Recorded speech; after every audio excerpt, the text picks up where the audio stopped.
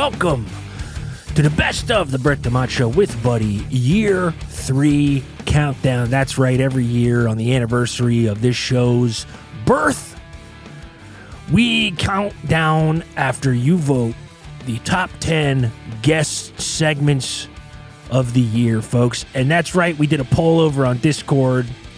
Got a bunch of people voting for their favorite episodes, and we have compiled the best 10 guest segments of the past year of the show. What a wonderful thing, 3 years of the Brett DeMott Show with Buddy. Buddy can't be here today, unfortunately. Diarrhea attack. Massive diarrhea attack, so he can't be here today for this record, unfortunately. So you just got me. But hey, it ain't about me, folks. This is about the countless wonderful guests who've been on the show this past year. And we're going to just get right into it so that you can get a little taste of what we had going on this past year. This is, of course, part 1, which will count from 10 to 6. And then part 2 will come out tomorrow, which we will count down from 5 to number 1. Some people say this is kind of a ripoff of what Comedy Bang Bang does, but I say it's different. Period. It's different. So let's just get fucking into it, folks, right? I hope you're all having a wonderful week. And I hope you're ready to laugh because we got some great stuff coming up for you. At number 10, best guests of year 3 of the podcast, we got a hell of a guest. And he, of course, is a fella who let a snake bite him 200 times in an effort to create a better anti-venom. But when he came on the show, we got into so much more and so much more interesting territory. So at number 10, best guest segment of year 3, we've got Danny Snakeskin, who looks and sounds a hell of a lot like comedian Ryan Rosenberg. He let a snake bite him 200 times to create a better anti-venom. Wow. That's right, folks. A man whose real name is Danny Snakeskin wanted to raise awareness for the harm venomous snakes cause globally and felt the most dramatic way possible was to get bit. Get bit! Yeah. So in 2001, after working up to it for years, Snakeskin finally allowed himself to be bitten by a venomous cobra. That's right. Whoa. Right out of the gate, Snakeskin says, I was put into the ICU after 2 cobra bites, and I dropped into a coma for 4 days. To date, he estimates he's willingly been bit some 200 times by all manner of venomous snakes, black mambas, taipans, cobras, kraits, and many others. Great. Snakeskin's motivation evolved to see if he could develop immunity to this swirl of toxins so that his body might provide a roadmap to making a broad kind of antivenom. And now in a new paper in the journal Cell, researchers say they've done just that thanks in large part to the antibodies that Freed has developed over nearly a quarter. Snakeskin. His real name is Snakeskin. Thanks to the antibodies that Freed has developed over nearly... Holy shit. Now in a new paper in the journal Cell, researchers say they've done just that, thanks in large part to the antibodies that Snakeskin has developed over nearly a quarter century of self-envenomation. Envenomation. Damn, there were so many words in here that I didn't know of. Self-envenomation is also illegal in that new Utah porn bill. Also. You bust on that. Yeah, you can't bust to that. But anyway, folks, this is incredible. This guy has let himself be bit 200 times by snakes in order to help scientists develop a sort of universal antivenom, which I think is an incredibly admirable cause. And I'm so excited to announce for all of you here on listening to the show right now that we have none other than Danny Snakeskin here on the show today. Danny, welcome to the show, my friend. Hey, what's happening, everybody? Danny, we appreciate you being here, and thank you so much for the service that you've done to the wildlife community. Thank you for your service. Thank you for your service, Danny. Thank you. Yeah, it's like I'm in the snake military. Right. It kind of is. Yeah, it is kind of like you're training with snakes to get bit by a bunch of snakes and develop broad immunity to snake venom, which I think would be something that the snake military would probably have to do. Snake bite. Oh wow, forearm. Just held your forearm up. Yeah, it was right on my forearm. There's a big ass snake bite on there. So that's fresh. I do one a day still. The number is up to 226. Wow. Holy shit. So you don't really give yourself like time to like heal from it. You just go right into the next one the next day. That's not going to make good AV. Oh, AV is that anti-venom? AV, audio, video, anti-venom. You know what I mean? You need anti-venom, and you need it every day. You can't just sort of develop anti-venom and then take a few days off and then develop anti-venom. Your body has to have venom coursing through its veins. I'm pretty much a mutant at this point. Right. I was going to say 226 snake bites. That would, in consecutive days, I would assume at this point, the concentration of snake venom in your blood is probably astronomically high. And what was that you just drank? What did you just drink there? That was SV, snake venom. You drink it too? Yeah, this is pure with really SV. cool square, almost like whiskey ice glass. Yeah, square like pieces of ice. Yeah, it's a tall mason jar. I keep my venom in a tall ball. Yeah, I've seen people like get the venom out of snake fangs, and it's not very much, and that is a full glass. Yeah, I have 1,000 snakes. Snakes. All of them have venom, and I take venom out of their fangs and their buttholes every fucking day. Wait, you get venom out of their buttholes? Yeah, the best anti-venom is developed from bite venom, of course. Yes, of course. But you can also drink the excreted venom out of the butthole, and that's still venomous. That still gives you AV. Wow. I did not know that snakes AV is anti-venom, SV is snake venom. Sorry, I abbreviate a lot just because I'm so used to it. I do it every day. Totally. No. I like that too because now I feel like I'm in the know. I know the jargon. I know the vernacular. I can say SV, AV, taking a nice little sip of SV. Can't be good. And so I know how they get it out of the fangs because they put it like on a glass and then like with like the rubber. And then they think they're biting and shoot it out. What's the process for getting it out of their butthole? Rolling pin. Rolling pin. You roll it from neck to tail and it comes right out the butthole. But if you roll too hard, you get a bunch of doo-doo. So you got to roll just right so you only get SV. Right.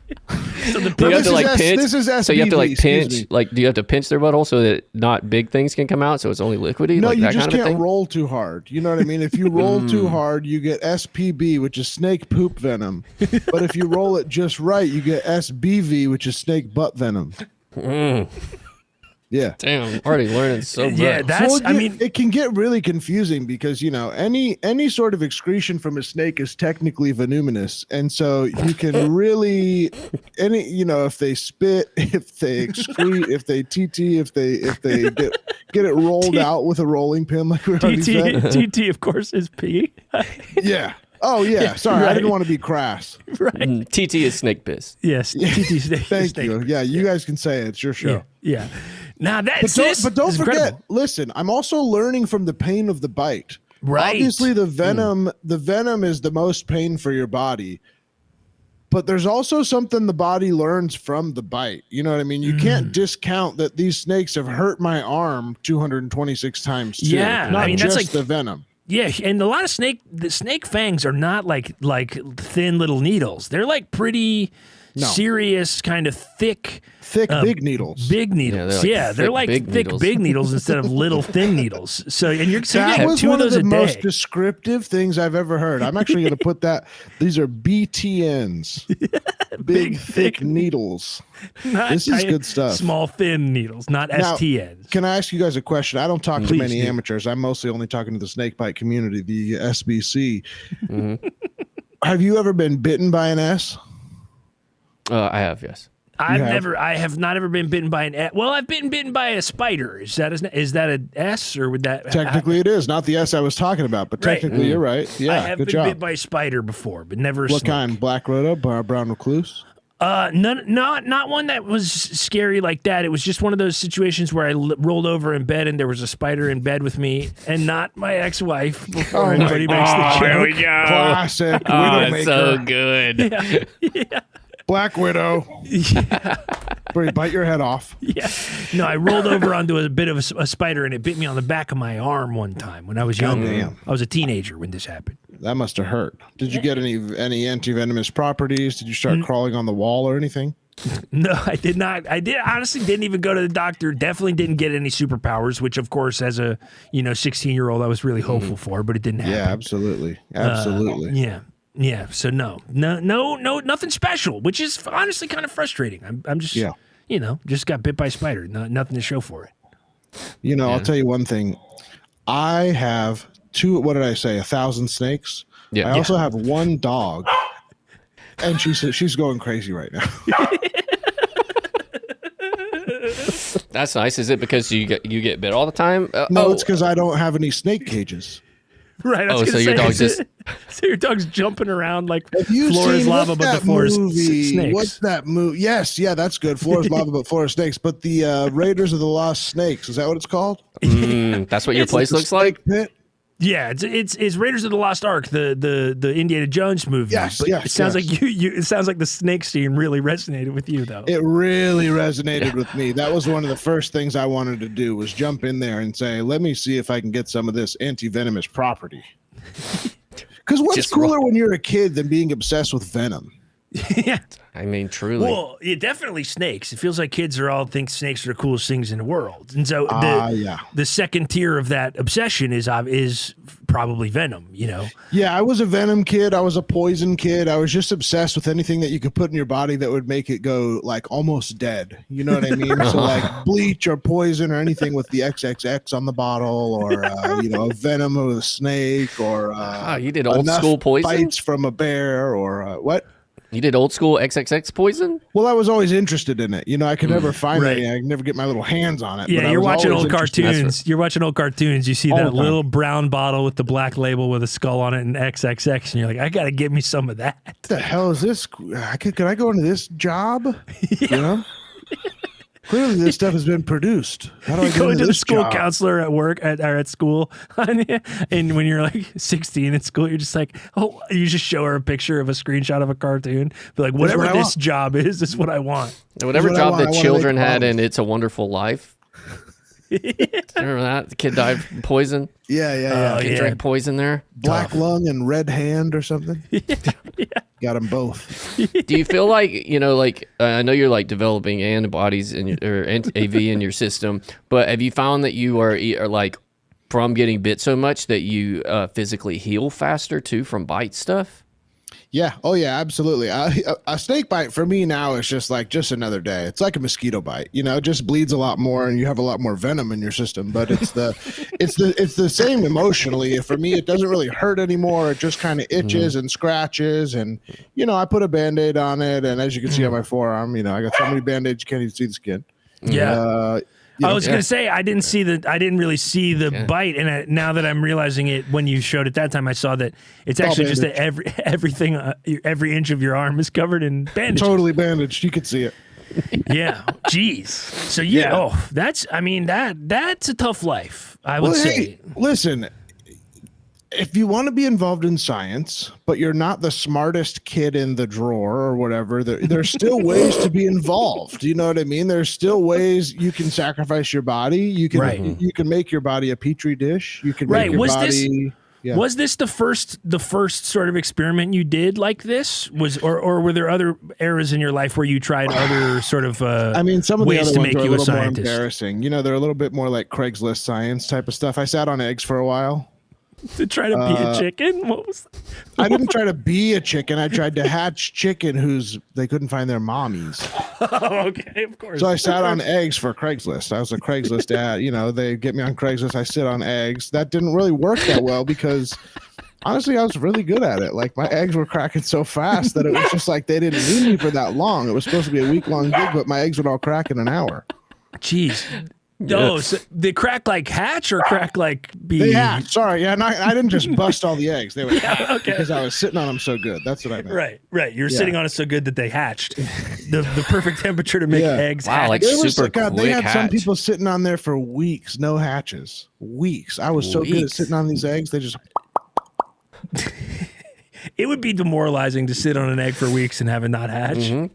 Can you can you get eggs from like the store and turn them into real chickens? I can. Not everybody can, but I can. Yeah, I can reverse them. I can reverse fertilize. I can take out the unfertilized. I can also alcoholize de-alcoholized wine. No, Stuff kidding. like that. Yeah. Oh, You Yep. can Oh, re-alcoholize it. You turn Dude, I'll O'Doul's sell- into regular beer? I sell full fat O'Doul's all day long. I go down to the market and I say cheaper beer, but it's non-alcoholic. But everybody Right. knows. Wow. Wait, is that now what's that process like? Yeah. To put alcohol back in the beer, do you I sit on it. Yeah, I sit on it. Well, and then there is a little bit of anti-venomous property. You have to put a little squeeze of, right. ABV. Oh. Anti-butt venom. venom. You know, You a little bit of my own ABV, you know what I mean? wait. Your own My, ABV. because I have so much anti-venom in me, if you roll Now a you- rolling pin down my back, a little bit of anti-butt venom will come out, and Right. if you put it If you- into in O'Doul's, it O'Doul's. turns into alcoholized beer. Just from the anti-venom, from the Right. snake. So here's how it works. I let Yes, snakes explain, bite me please. so long that my blood is venomous snake venom, anti-venom bodies, AVBs. And then if you lay me on a stiff bed or couch and roll a rolling pin down my back just right, Just not right. too hard. Just right, You not too don't hard, want- otherwise you you'll don't want shit. APB. No, APB. Anti-poop venom. You want ABV, V. of course, butt venom, which is just a Right. little drop. Again, looks closer to this, Yeah. Mm-hmm. and Wow, clear Then you clear put- liquid coming out of yeah. your butt. Then you put that in O'Doul's, and you get double IPA. Wow. And it tastes. It tastes still like. Oh, horrible! It tastes like snake venom. It tastes like snake venom. It's horrible, but it looks like O'Doul's, so you can get away with drinking it on the street. That's the whole point. Oh, It's so that you yeah, can that's drink true. beer on the street that tricks a cop, because they're still going to come up to you and go, "That's a beer bottle." And they say, "Actually, it's an O'Doul's bottle with ABV." But they don't know ABV, that. yeah. They could never know. Yeah, they could Oh my never God, know. you're going nuts off that ABV. And it's known that if a cop stops you on the street and says you can't be drinking that, and you show them that it's O'Doul's, You're drinking what? This? O'Doul, it's O'Doul's. Yeah. Doc. I almost You said- actually, this is actually in a law. I think it's 113 Penal Code 6. You can say, can't touch this to a cop if they do that. Hammer style? Hammer style. If they try to stop you it for was a beer passed and as it's an Hammer's O'Doul's- Law, right? Yeah, It it's is Hammer's Law. Hammer's law. Hammer's Law, yeah. If they say, hey, you can't drink that on the street, you can actually say, whoop, can't touch this, O'Doul. So that's sort of my grift. I'm so glad Hammer's Law got passed because I it know. has gotten me He out was of a a lot huge of- advocate for Yeah. non-alcoholic drinking in the streets. Well, there should be room to be, worse in society, I think. I think we have too high of expectations for people. I do Yeah. agree. I think Yeah. people are flawed. We have to Outside the kind of grocery store? Come on. Have a drink. yeah. have a drink. Yeah, if you're within a few yards of a place that sells the stuff, I think you kind of have to let people drink it.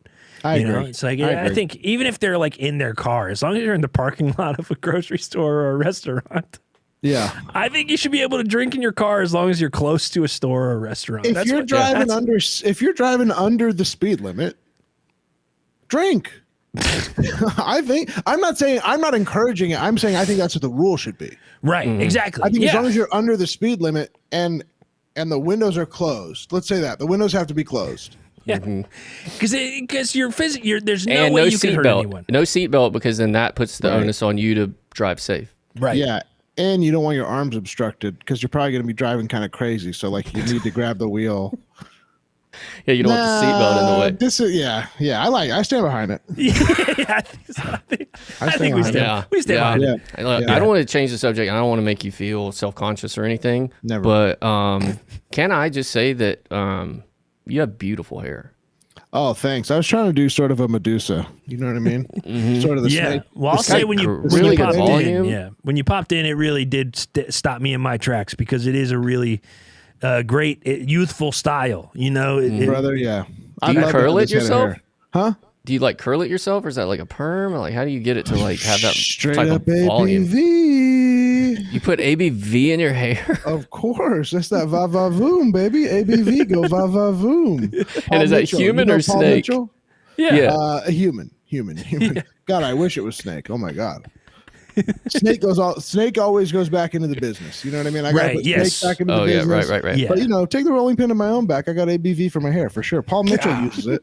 You ever go to the boys haircut place and all they have is Paul Mitchell and crew? Yeah. Mm-hmm. Yeah. $80 a pop. We give you 4 styles. Well, why do you think it's so expensive? Because a snake bites me every time they sell a bottle of Paul Mitchell. Well, the other way around. Man, how's honestly, it smell though? What? Your hair. Mine? If it's covered in ABV. I know it tastes bad. I'll be honest. It's got a little APB too. You know what I mean? Mm-hmm. Anti poop venom. Because sometimes, sometimes I'm lazy in the morning, and you're like, I'm clean. I've been there. It's a little AP boo. Right, exactly. I mean, your audience is with us, right? I'm just sort of going into the jargon. They are. I don't want to lose anybody. No, I'll tell you this, Danny. We haven't gotten close to the line yet with our audience. Okay. In fact, I would say we passed it a couple of times earlier. Yeah, we already passed it a couple of times earlier before you came on. So we are well within the bounds of what our audience will accept. A lot of stuff about jacking off to John Stockton. Oh yeah, of course. Of course. You talking about John Stockton? Yeah. Yeah. Oh, yeah. So, yeah. Who you gonna jack off to? Jeff Hornacek? Right. That's a great pull. That's a great pull. That's a great pull. Although his name does, as a kid, I loved saying horny sack. Yeah, horny sack. Yeah, he must have gotten that a lot. He must have had a terrible childhood. You guys remember when he used to shoot free throws? He'd do that. He'd rub his face? He'd rub his face and then... It was a way of him saying hello to his children. That's honestly very sweet. That is very sweet. Oh, wow. Yeah. I did a thing like that with my kids and my mugshots. No, what'd you do? Must have been something still. Yeah. Do you do pig nose? You did. I would do pig nose. I did pig nose in all my mugshots when I was younger, just to say hi to my kids. Does anything change your face more than doing pig nose? I literally just did it and I got actually scared. I think I'm more attractive pig style. I would say It looks like skull because that's how skull looks. I would when say you don't have nose, that's how it's like skull holes. If you do just a little bit, it's like really attractive. Just a little. Look at me. I mean, Look at me. Yeah.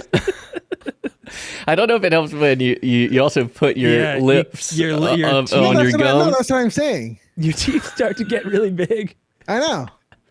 Nothing changes the way. Truthfully, nothing changes the way you look more than doing pig nose. Everybody, go to a mirror right now. Go to a mirror. Go to a mirror, squeeze out some ABV, and do a little PN. I'm like not kidding. This is the craziest. Looks like I got veneers just by doing pig nose. I know.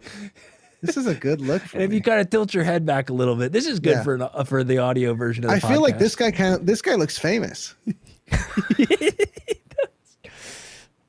Man, well, geez, Danny. I mean, Wow. what's next for Danny Snakeskin? Because if like you can't, your whole life can't be this. Do you have other sort of stuff that you're trying to sort of get off the ground these days, or is this kind of your sole solitary focus these days? Yeah, Well, I got are you making money? ABVC. I got ABVC, which is the new cologne that we're trying to get going. ABVC. So I got ABVF and ABV food. Okay. So it's for eating. And then what else we got? ABVC again. ABVCA. It's ABV candy.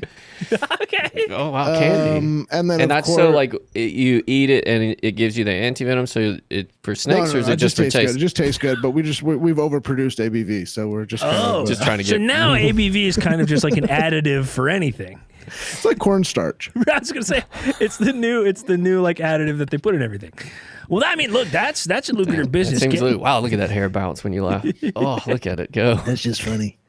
I mean, that's a very lucrative business. Getting into the food market, making a product that people get addicted to is pretty great for business and getting yourself financially. Is it like stable. kind of like caffeine? Like, does it have effects to you? Like caffeine keeps you up and Yeah. It's the only snake venom candy.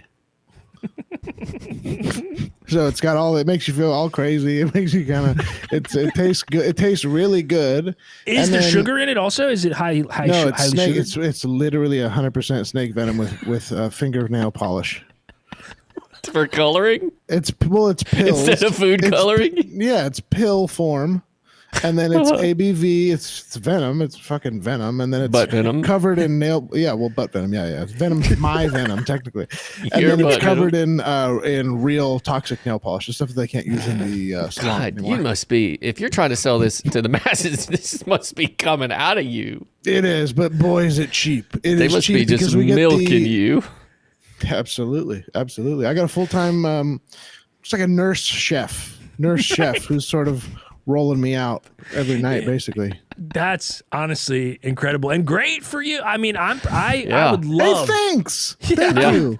I would love to That's have a amazing. lucrative side business. You're the only That is person I've all- ever heard that has this, so that's like exclusive as hell. Just sort of branding, just so once you sort of get one thing and you do it all the way, then you know how to do that. So then you just replicate it. So now I'm in the candy space. I'm going to try to get into the beauty space. We're going to try to get into the travel space, of course. Travel Should be space. fun. Yeah. That's interesting. Like, would you do like snake bite tours, or like, would you?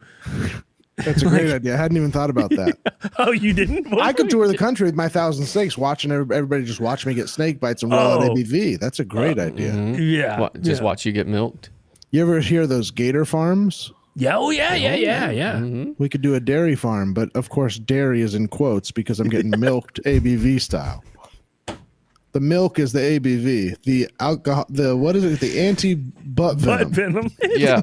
I mean, it feels like if you're going to keep this business up, you might have to have a couple other people that can get milked. Have you tried to bring anybody else by to get bid enough to be able to? Oh, yeah. I mean, to we've milk tried. them? There's a lot of one and doneers. I mean, there's a lot of guys that can't take it. Yeah. They get One and done is in dead. Yeah, they come to apply, they get bit by one black mamba and they're toast, and then it's like, well, I guess he doesn't want to work here that bad. Thank you for the ABV, and we'll see you later. Oh, actually, I forgot to ask this. What's it like to be in a coma? You were in a coma for 4 days. What is that like? It was crazy. It was crazy. Do you know you're in a coma? Is it like? I don't know if this is universal, but what a coma is a dream where you can see nothing but snakes. That's what a coma is. That's just what I told the doctor. Wow. I'll tell you what, I don't know if you guys know this, but you can see nothing but snakes in there.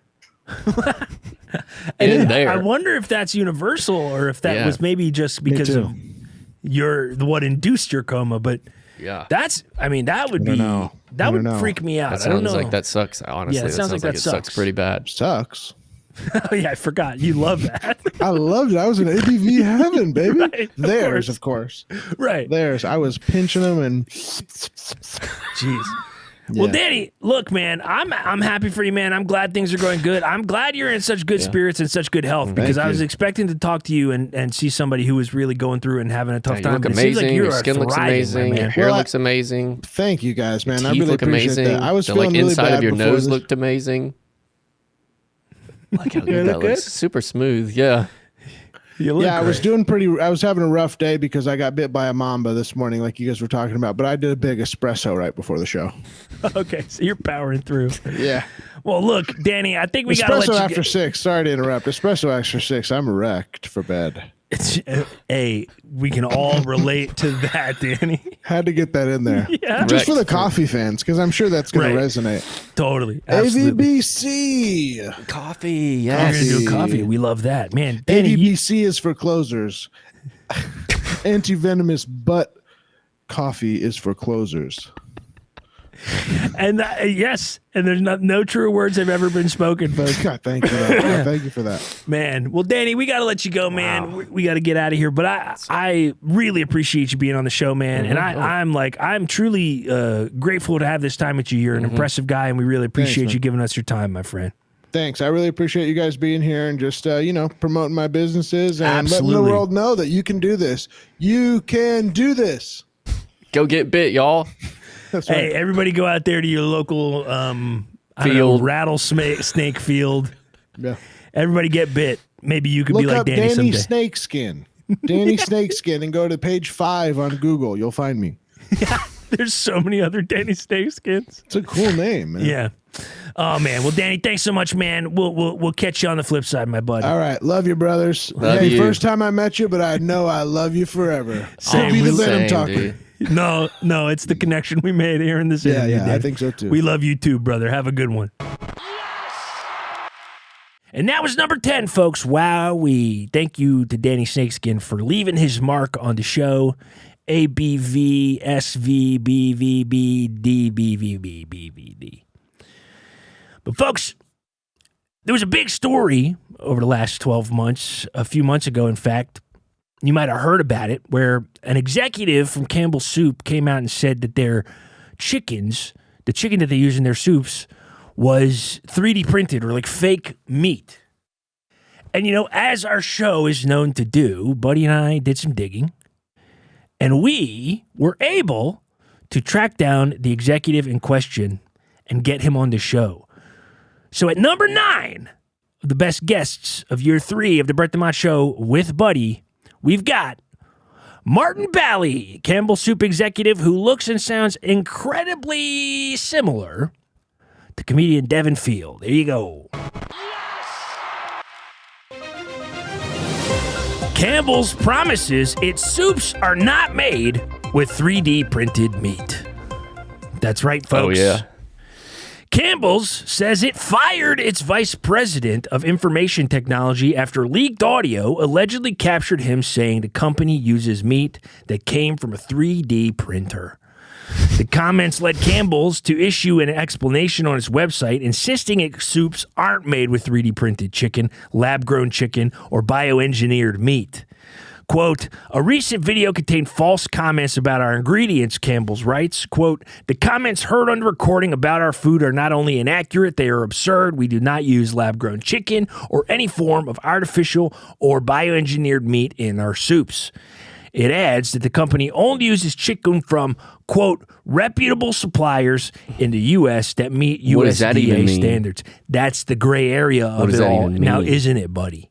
Reputable supplier. Yeah. My guy who gives me gave me steroids that time that I tried to do steroids was a reputable supplier. He was a reputable supplier. Yeah. Also, it says that meet USDA standards of what? Fake chicken? Yeah, of poop. Yeah. Do they meet the USDA standard for what poop is, folks? What is their standard poop? I don't know. It might be poop. Quote. This is a quote. We have the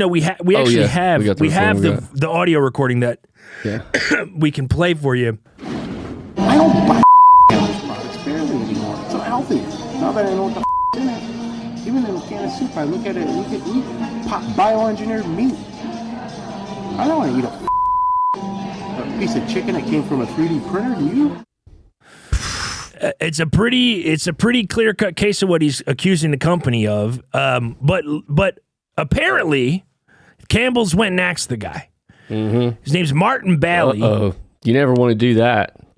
No, because that disgruntles somebody. That causes a disgruntlement. It causes a disgruntlement. Yeah. And so, folks, here to discuss this issue is Campbell's Soup's Vice President of Information Technology, former Vice President of Information Technology, their IT guy. Martin Bali. Martin, welcome to the show. Facepalm off the top. Hey, guys. Hey, man, you doing all right? I guess. I don't want to fucking do this. You know what I mean? I don't want to. Sorry, I don't want to have to be on a fucking podcast explaining some shit I said in a secret recording at my job. Like, you know what I mean? Like, I don't want to fucking do that, but I have to do it. I'm not just and some podcast that introduces me as the IT guy. It's like I was a senior VP. Like I was so much higher up than that. You know what I mean? Senior IT guy? You want to be senior IT guy? Hey, Martin, real quick, what does IT stand for? I don't fucking know, and information technology. I don't give a shit. Okay, it stands for information technology. You're the big so IT long guy. Since I looked up what letters mean, what an acronym stands for. You know what I mean? Like I look at YMCA. I'm like, I don't want to know what that is. Young Men's Christian Association. Don't I think what that's did what I that just is. say. Like this I'm is sorry. So annoying. I'm sorry, Martin. Look, okay. Well, look, Martin. I'm on your side here, Martin. I've been fired from many jobs in my life for things that I didn't do or things that were misconstrued. Well, some could say my divorce is because of that. I definitely did. So okay. There's a difference there. Like I said it, you know. Yeah, like it's on audio tape. We heard it. We heard you say it. But they say it's not true. So they say that it is real chicken. Where did you even hear that it was fake chicken? Okay, well, a couple of things were going on here with the raw audio. Okay. Like 3 things were going on. Okay. All right. Yeah. One, I was hanging out with my friend Robert Garza. Is that my friend's name? Sure. I was hanging out with my friend Mr. Garza. We're coworkers. I don't fucking know people's first names. RG. It's like I'm supposed to learn everyone's name at work. Like, that's tough. That's tough. It's me and my kids. He's my best friend at work, and we were hanging out. And so he's your best friend, and you're not sure what his first name is. But I don't want to know the guy. But I was kind of letting my hair down because you know I'm with my friend. I thought, presumably, no way I'm getting recorded surreptitiously. I thought. So I was speaking in a more relaxed way than I normally would. So that's the first thing that was kind of going on. You know, the second thing going on, I was just so sick of it. I just hated coming to work so much. I was so tired of getting a paycheck and having. You seem over a lot of stuff. There's just like emails like all the time. Like everyone is emailing me constantly. They're like, I work at the soup company. It's Campbell's Soup. Like, don't we print it? Like, they putting in tickets because they can't figure out how to use their email. Right. Their computers can't work. You're the head of IT, so you have to go fix it. That's most of my day is people emailing me going like, hey, can you come look at my computer? I'm a senior VP. I don't do that. Turn it off. Turn it back on. Come on. And so that made me so mad. Of course. But then the main thing that was going on was I had misunderstood something about the way Campbell's products are made. So I want to clear the air here. Okay. I know that Campbell's soups do not contain meat, like chicken meat, animal meat that was made in a 3D printer. Okay. I was confused. I originally on a recent tour of some of the back areas of the Campbell's factory, I thought I had seen something. That led me to believe that it was 3D printing of chicken or beef or whatever. That was I've since learned that was completely wrong. This was totally cleared up for me. It's not 3D printed animal meat. It is 3D printed humans. Campbell's okay, Martin, be careful. Human bodies. Martin, human bodies be careful. Without souls. Martin, they're empty vessels. So empty vessels. So there's just a bunch of like Matrix-like tubes with fake people being built inside of them. Yeah, it's a lot like that. Visually, it's a lot like when we're the batteries in the real world in the Matrix. And is it real? Is full body bones and skin and everything, like guts, all of it, or is it just the meat, human meat part? Is it full bodies, just full? It's honestly, it's in various stages. What I saw was like, first they had just the meat, or first they had the normal humans, guts and all, blah blah. Then they're like, how can we get the organs out of this? Because we don't want to put kidneys in the soup. Honestly, I don't even know that they first set out to put this meat in the soup. Campbell's, this is an old company. This is an old money company. It's being run by some guys at the top who are like, full Illuminati, whatever. Yeah. The adrenochrome kind of, they're slurping down people's juices to like give them endless life or whatever. Absolutely. We have adrenochrome on tap like it's cold brew in the break room. It's nuts. You got the nitro kind? We got the nitro adrenochrome. I can't have too much of it. It makes me crazy. Yeah, of course. I go crazy on this stuff. I have to I'm like, is this adrenochrome concentrate? Like, can we water this down? Like, but it does gives me everlasting life, which was nice. I do miss that. You look very spry. Thank you. Well, I can't get it anymore. Now that I'm fired, I can't get the adrenochrome anymore. That's pissing me off. God. Wait, and so you're saying that you witnessed with your own eyes some sort of fabrication factory type thing at a Campbell's factory that was creating human meat. Yes. When I got promoted to senior vice president of IT. Okay. Senior vice president. Senior vice president. Okay. Yeah. Not the IT guy, senior. Okay. When you were in the back doing that tour in the back, you were, just say it, running Ethernet cord. I was not coiling or uncoiling Ethernet cords. I was not supplying people with USB-C to lightning connectors. Dongle guy? No, I'm not the dongle guy, okay? So listen, when I was promoted to senior vice president, they were like, you're in the upper level of the management now. Yeah. Why don't we show you the rest of the factory? It's kind of like Scientology, where like once you become a certain level, they talk to you about the whole thing, and then you're like, Xenu oh fuck. and all that. We have that too. We have Xenu too, but it's like it's not. I say we. I'm not a part of the company anymore. It drives me crazy. Anyway. So they show me this back room, and it seemed like it was more began as like a let's try to play God. Let's create human life in its purest form. And we have these like big industrial facilities. Why don't we devote some portion of them to? They probably streamline their soup process that they don't need all the factory space that they did back in the day. Soup. Yeah. You put this pieces of chicken in with the pieces of carrot, and you slap a label on Hot water.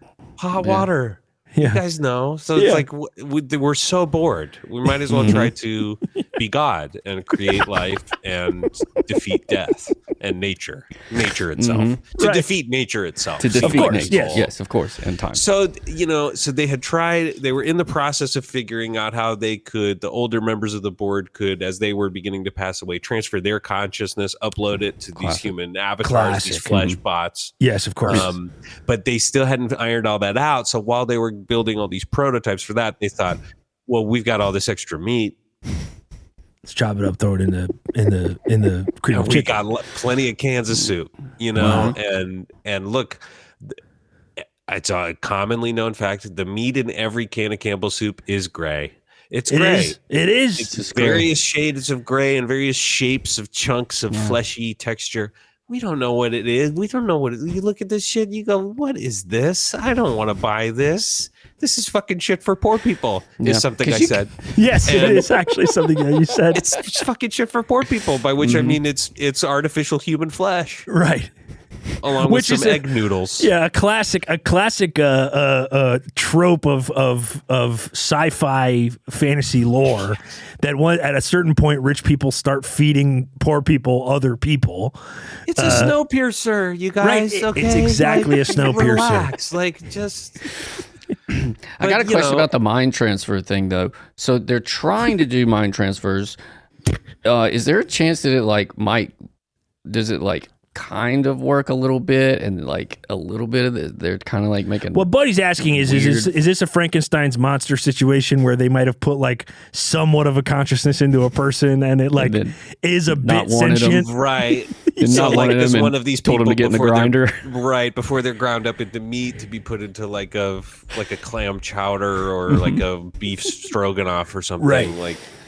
They have awareness that they're being murdered, and they feel the terror of being consumed by their fellow man that they maybe implicitly trust on some deep biological level. Sounds like you saw this exact thing. I don't know if that's the case, man. I don't fucking I can't remember what part worked and what part did.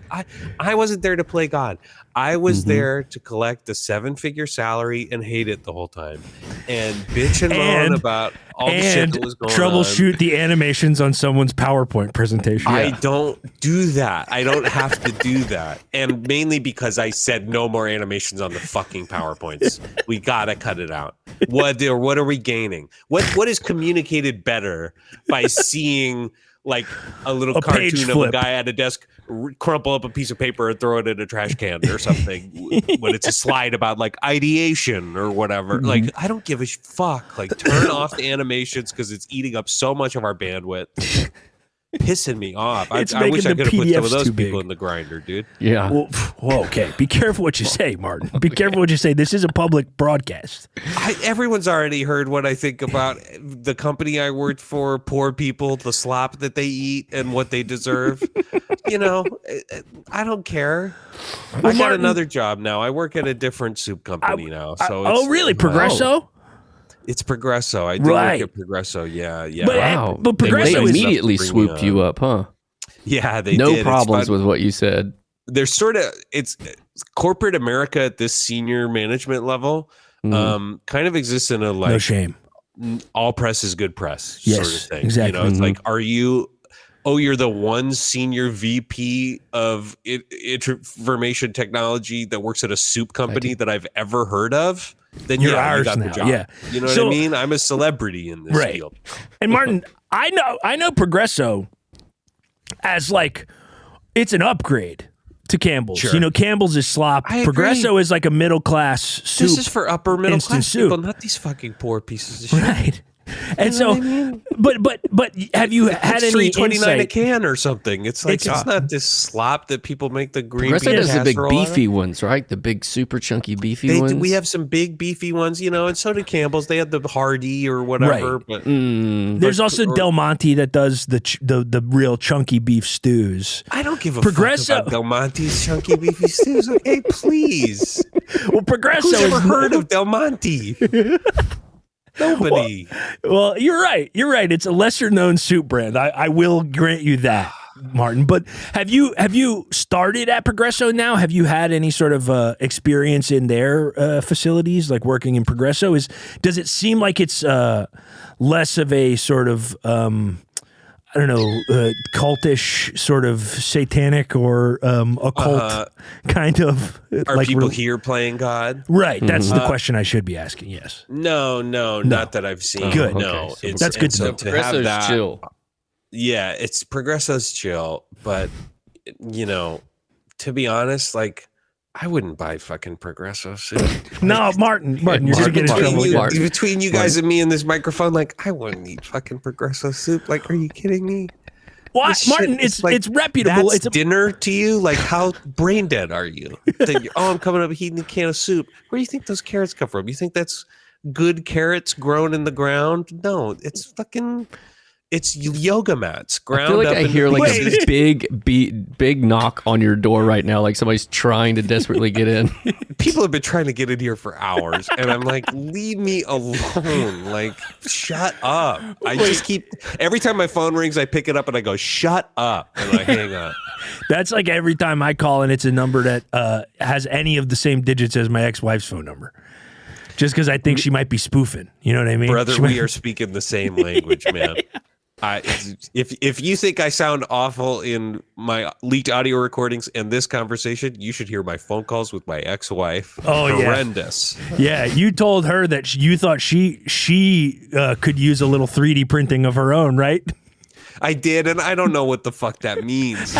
I don't know what I was saying to her, you guys. I took it to mean that you were suggesting plastic surgeries because you thought she was ugly. Probably, yeah. Probably. That's the kind of thing I would say in a blackout. Yes. I'm an alcoholic, okay? You got me. Oh my God. Like, no, hey, look, we've all had our struggles in life, okay? We're not gonna shame you for that, okay?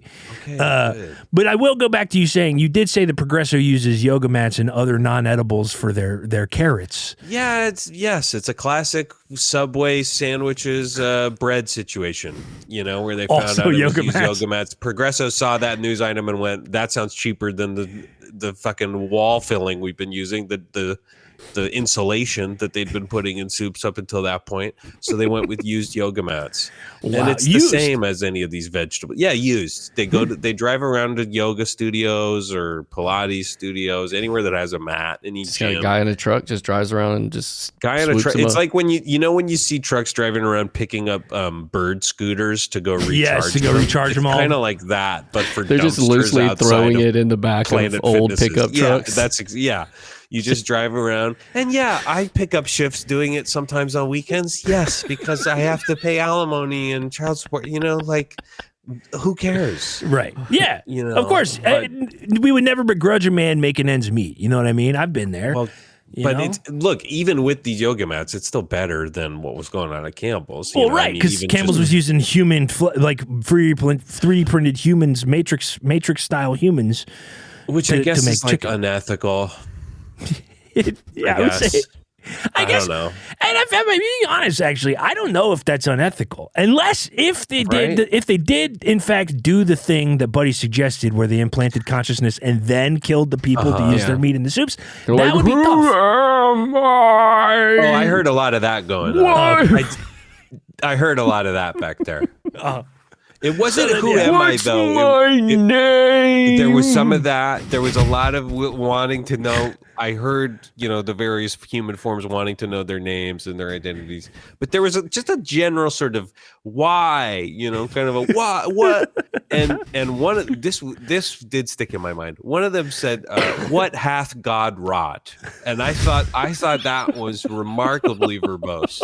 Yeah, for a meat sack. A thing that just got a brain or a soul, as you may say. I was like, boy, I don't even know that I could conjure that phrase to mind. You know what I mean? Like that's like poetic.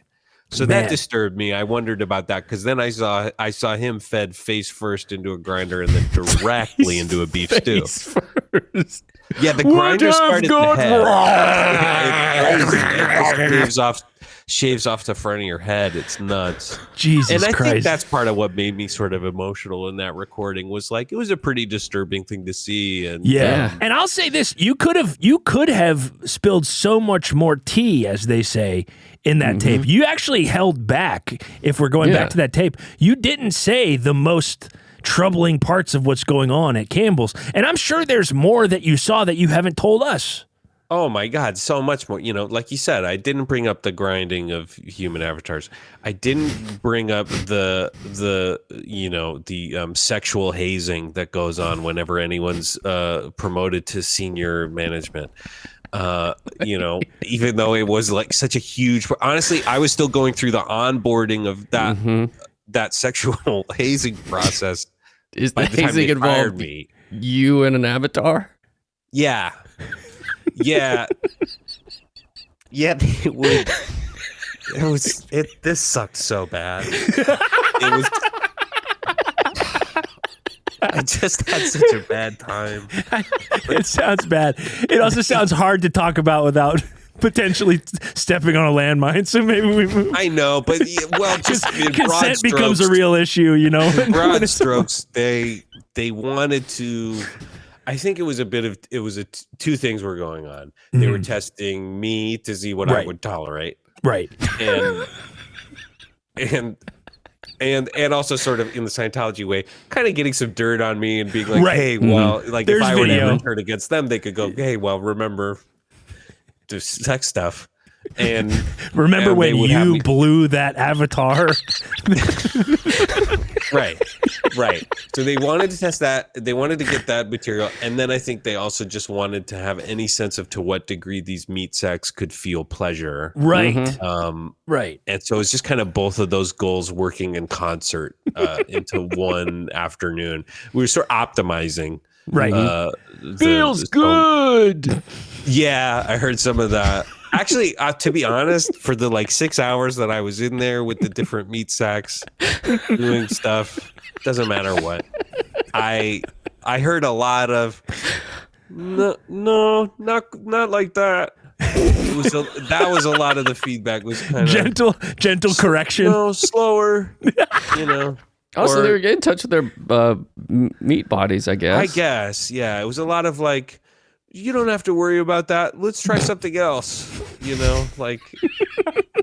which was just, then I was kind of like, it's okay if you're not into it. I'm going to put you in soup, don't critique my, anyway. Yeah, I can see that it is really hard for you to sort of sink back into these times in your life, Martin. So I feel bad rehashing all of this stuff. Well, everything's really hard for me, man. It's just, I hate being awake and alive. You heard tough, the tape. Martin. It's like every part of my day. It's like fuck. Well, what's a good thing, Martin? What? Yeah. What's a good thing that's going on in your life? That's something that I try to do sometimes. Is just sort of take a moment to express some gratitude for something that's going on in my life. There's got to be something good. You got a new job. You got opportunity in front of you. Hopefully the worst is behind you.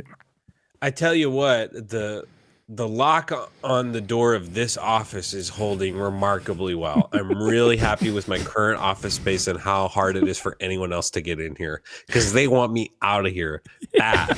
It's so clear that they want me gone. They're pounding on it right now and screaming their heads off. No, we can hear it.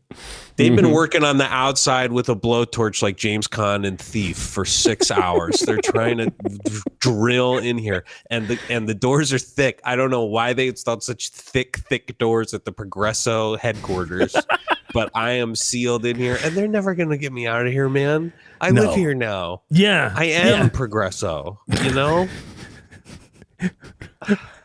Anyway, that's a good thing. That's one. You're helping me realize. Nice. That's good. Things could be worse. That's They great. could have dragged me out of here. Things could always be worse. You know, have a I real like nice to think office that you live in. Yeah. I would love to live in thanks. that office. Thank Yeah. you. That couch looks big enough to sleep on. Yeah, sleepable couch. And You got a good view. But I tell you what, every time Binders. every time I sleep on this couch, there's something about sleeping in an office setting that when I awake, I come out of very vivid dreams about the meat avatar people. Well, yeah, it sounds like they visit me constantly. Right. You know what I mean? Yeah, I mean, also maybe don't wake up to a large image of a Zeppelin seemingly crashing. Yes. What? Why? Seems very Why doomsday not? to wake up to that. My great grandfather painted that in World War One. Oh, It was his favorite thing he ever saw with his own eyes. That was a Zeppelin crashing. Was what he told me. He lived to be really old, and he told me that. Wow. Right? He grabbed my wrist so hard on his deathbed, and he said the best thing I ever saw with my own two eyes was when that Zeppelin crashed on that field that day.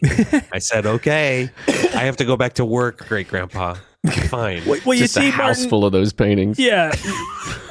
Those And things are probably worth he money was a these days. German. Like, Yeah. so, We could you tell. know. We knew by the way you were talking about it that you were selectively leaving out some information. Look, he was a bad person, and I'm a bad person. Like, No, hey, what look, is don't the say that. mystery? Don't say that, Martin. You're I not a am bad Not your person. fault that they're Shit. playing God at Campbell's. Yeah, you okay? didn't It's start not the your program. fault. You didn't Yeah, start. but I only didn't do that because, like, I don't have the follow through to do all that. You know what I mean? I'm not trying to do all that. I would like to have power over people in a godlike way. I would like to make people feel small and like I had complete control over whether or not they lived or died.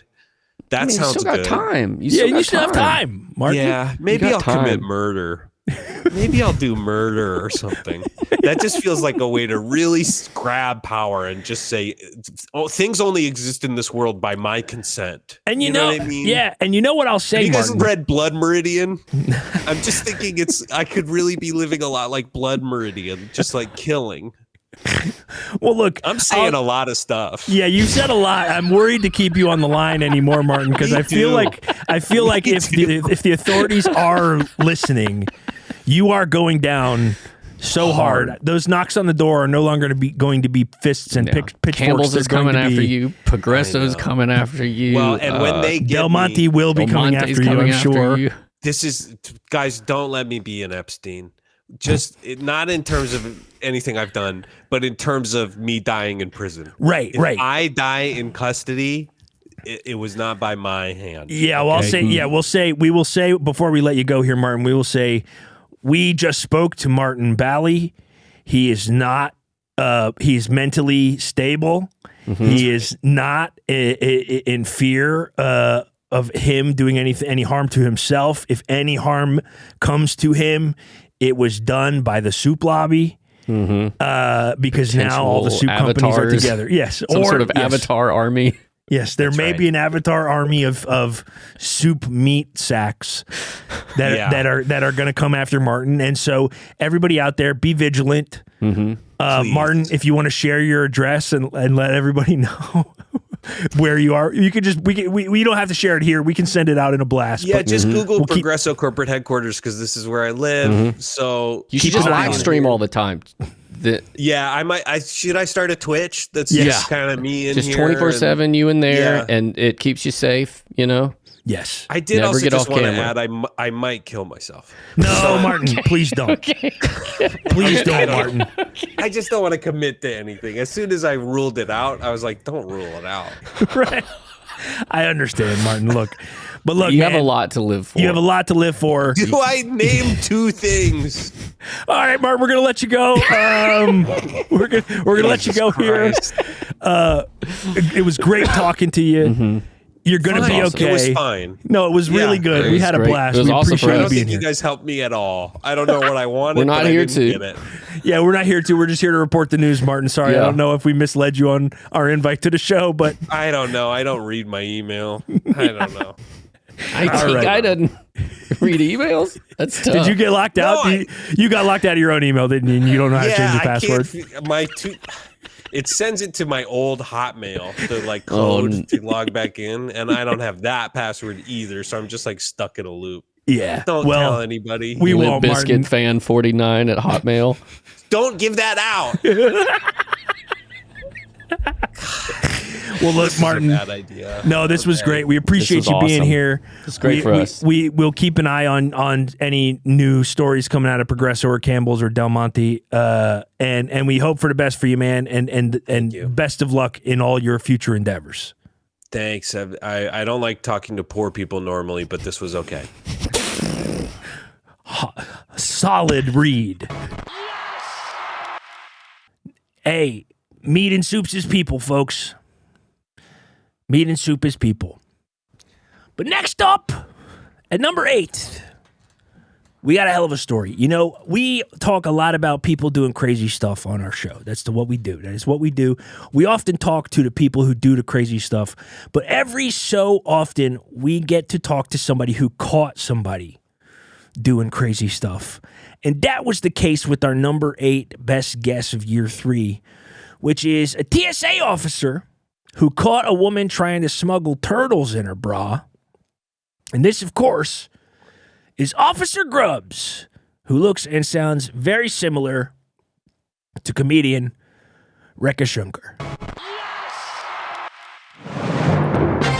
Florida woman caught trying to carry turtles through airport security in her bra, TSA says.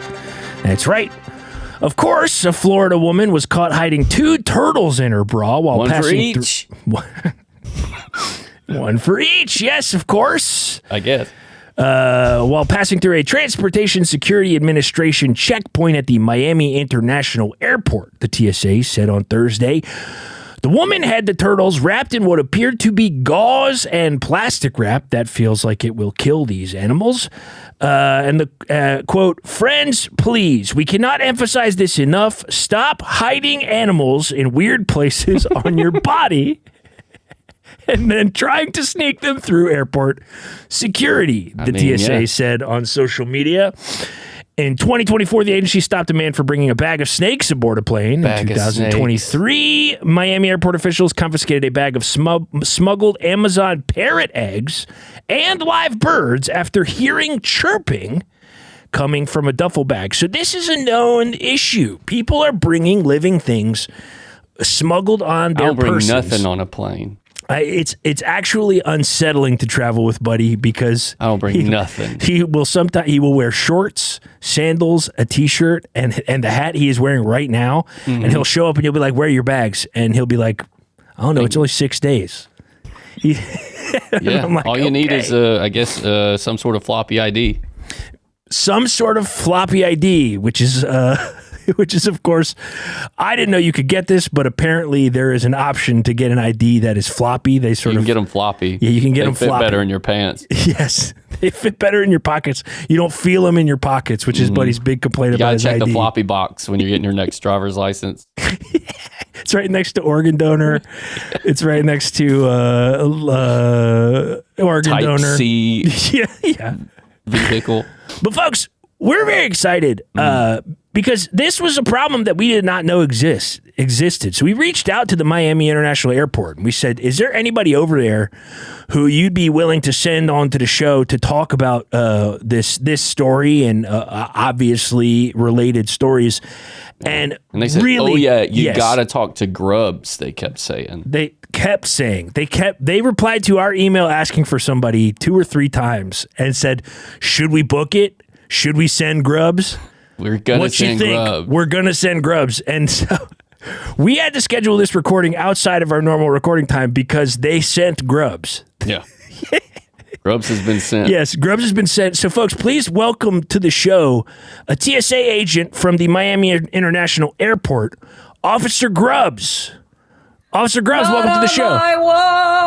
Oh yeah, not on your watch. What's Wow, up, yeah, Officer Grubs? Love the energy. Thank you was so much. Not on my watch. Is that your that's your whole thing? You don't let you're just a really vigilant TSA worker. You catch obviously are you the person who caught this woman trying to smuggle the turtles? Oh, hold on 1 second. Yes. Who do I make it out to? Yeah. Sorry. Turtle Signing an community showing autograph? up. Is that an autograph? Showing up for the To your work I house? did. People are coming to your house to get autographs, Officer Grubs? I know. The price of fame. It's crazy. Wow, you're big. Wow, that's incredible. I guess I never thought Legend. that there was a path to sort of fame through TSA, but I guess we're proven wrong right out of the gate here. Wow. So, Boys, if my internet is cutting in and out sometimes, that's actually because there's a lot of kids outside on the Wi-Fi. They're sucking up all the Wi-Fi. you gave them your Wi-Fi password? I don't usually have a password. It's kind of funny, right? Doctors are the worst at taking care of themselves.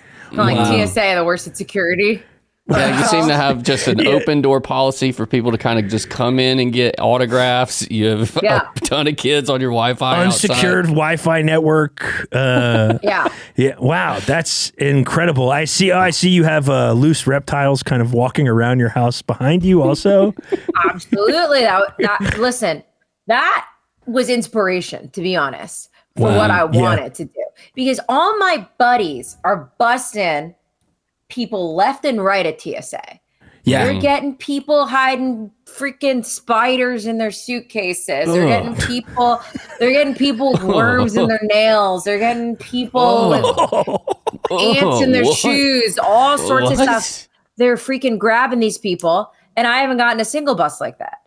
Wow, so And this was this your first big bust? this was my first big bust, and it was huge. Hey, Wow. first It was big huge. bust. That was Damn, the not on your watch, huh? Right. because and it's it was interesting. in a bra. I was gonna say I made the connection very slowly, but I did make the connection to bust and bust, Bust. as in Yeah. boobs. Bust. Yeah. Damn, boobs, Grubs. bust. Yeah, Damn, Grubs. Grubs. That's incredible. Not on my watch. And so it seems like this is new. This doesn't seem like this has always been your thing. It seems like you're just kind of Your first pushing big one, I guess, and you're just really kind of milking it, huh?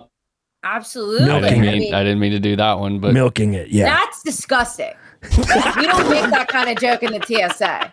Okay? bad. I That's take my bad, work officer. Seriously.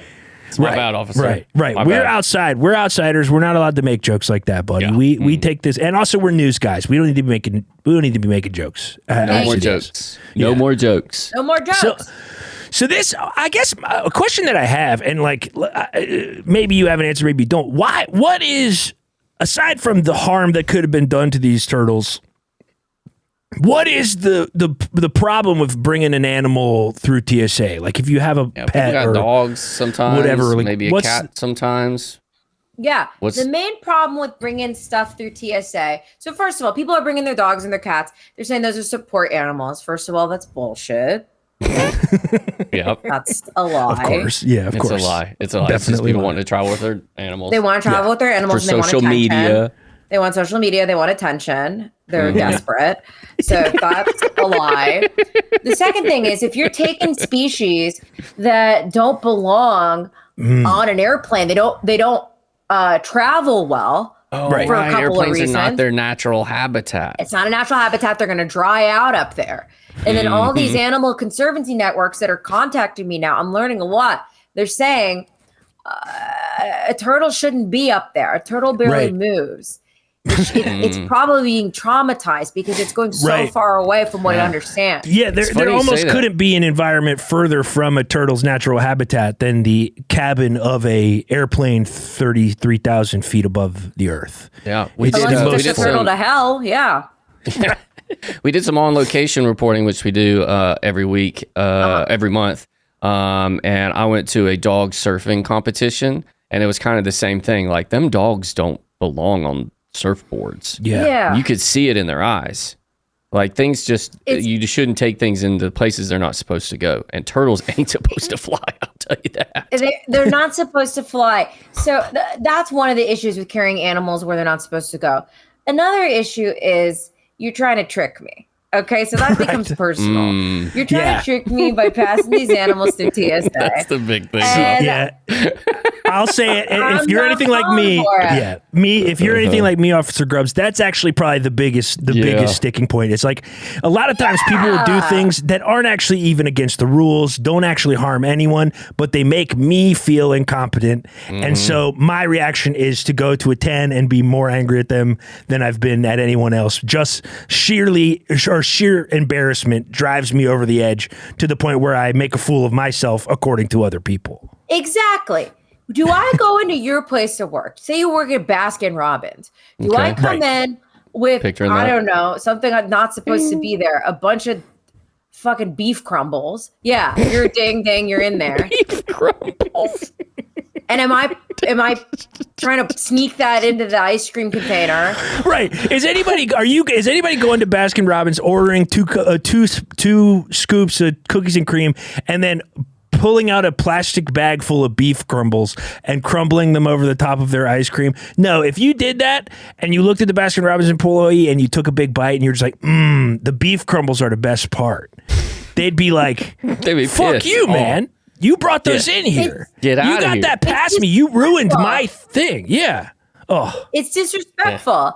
Exactly. Yeah. Is your like biggest fear that like a report's going to come out and it's like plane from Florida to New York carrying turtles busted as it lands? Like that means it went by you and landed somewhere. Is that like the worst thing that could happen? Like I'm constantly seeing stuff like that and it makes me feel awful. It makes me feel awful. It's so bad. Have you missed a few big ones, Grubs? It feels like you've missed a few big ones. Yeah. Oh, Grubs, have you missed a few big ones? All the time. What do you guys do about that stuff? Honestly, we do this show. We just kind of do the show, and then outside the show, we just kind of feel bad all the time. Yeah, it's so awful to keep making a ton of mistakes all the time. Oh, Grubs. I'm sure. Wait, you can't have made that big a mistake, though. I mean, what's the worst that could happen on your watch? Tough, right? So, every day at the TSA, we see lots of stuff. We see people, there's small things, right? Like, someone's carrying a vape. Bye-bye. That goes in the pile. Someone's carrying 4 ounces of concealer. Bye-bye. That goes in the pile. Bye-bye. Put it in the pile. Toilet. Bye. But then some of the bigger stuff comes by because you're kind of used to a certain pace. So sometimes, one time, I'm really sad to say it, someone snuck in a gun on my watch. On your watch? Well, not on my current one. Right, exactly. Okay, yeah. But see, exactly. Now you're 1 for 1. Yeah, see, I get it now. I get it because now, not on my watch, this is like a rebirth of Officer Grubs. That makes sense why they were pushing you so hard to send you onto the show also. They were like, being like, there was a huge mistake that somehow they managed to keep out of the newspapers because we haven't heard about that out here in Los Angeles. So they've kept that in the newspapers, but now they are sort of pushing you out as like, it's not on my watch anymore, even though the gun thing did happen. The gun thing happened. The grenade thing happened. One of those exploding pens. There was an exploding pen. Exploding pens like James Bond? Exploding pens? Yeah. Wow. Did they explode? It exploded when they landed, so everyone got to go to the hospital. Everyone got to go? Like, they were excited to go. Everybody got to go. Just covered like, yeah. Wow. Lawsuit. So look, I'll tell you this, Grubs. I understand now your enthusiasm. Yeah. So much pressure. Yeah. Oh God, we don't understand the pressure that you guys go. Oh. Another autograph. To Grandma. Thank you. Okay. Wow, that was a short person. Yeah, it was a really short person, and they are also just out of frame. And I'm going to choose to take your word for it that there are actually people there, that there are people coming in and asking for autograph, and this isn't some sort of massive PR campaign to try to make this seem like a bigger deal than it should be. I'm just going to assume that you're telling me the truth and not even question what's going on over there. That's awesome. Yeah, and so how long have you been at this, Officer Grubs? Like, is this a passion of yours for a long time, or is this like a sort of new development for you career wise? I've been thinking since 9/11 that I need to do something. We all have, honestly.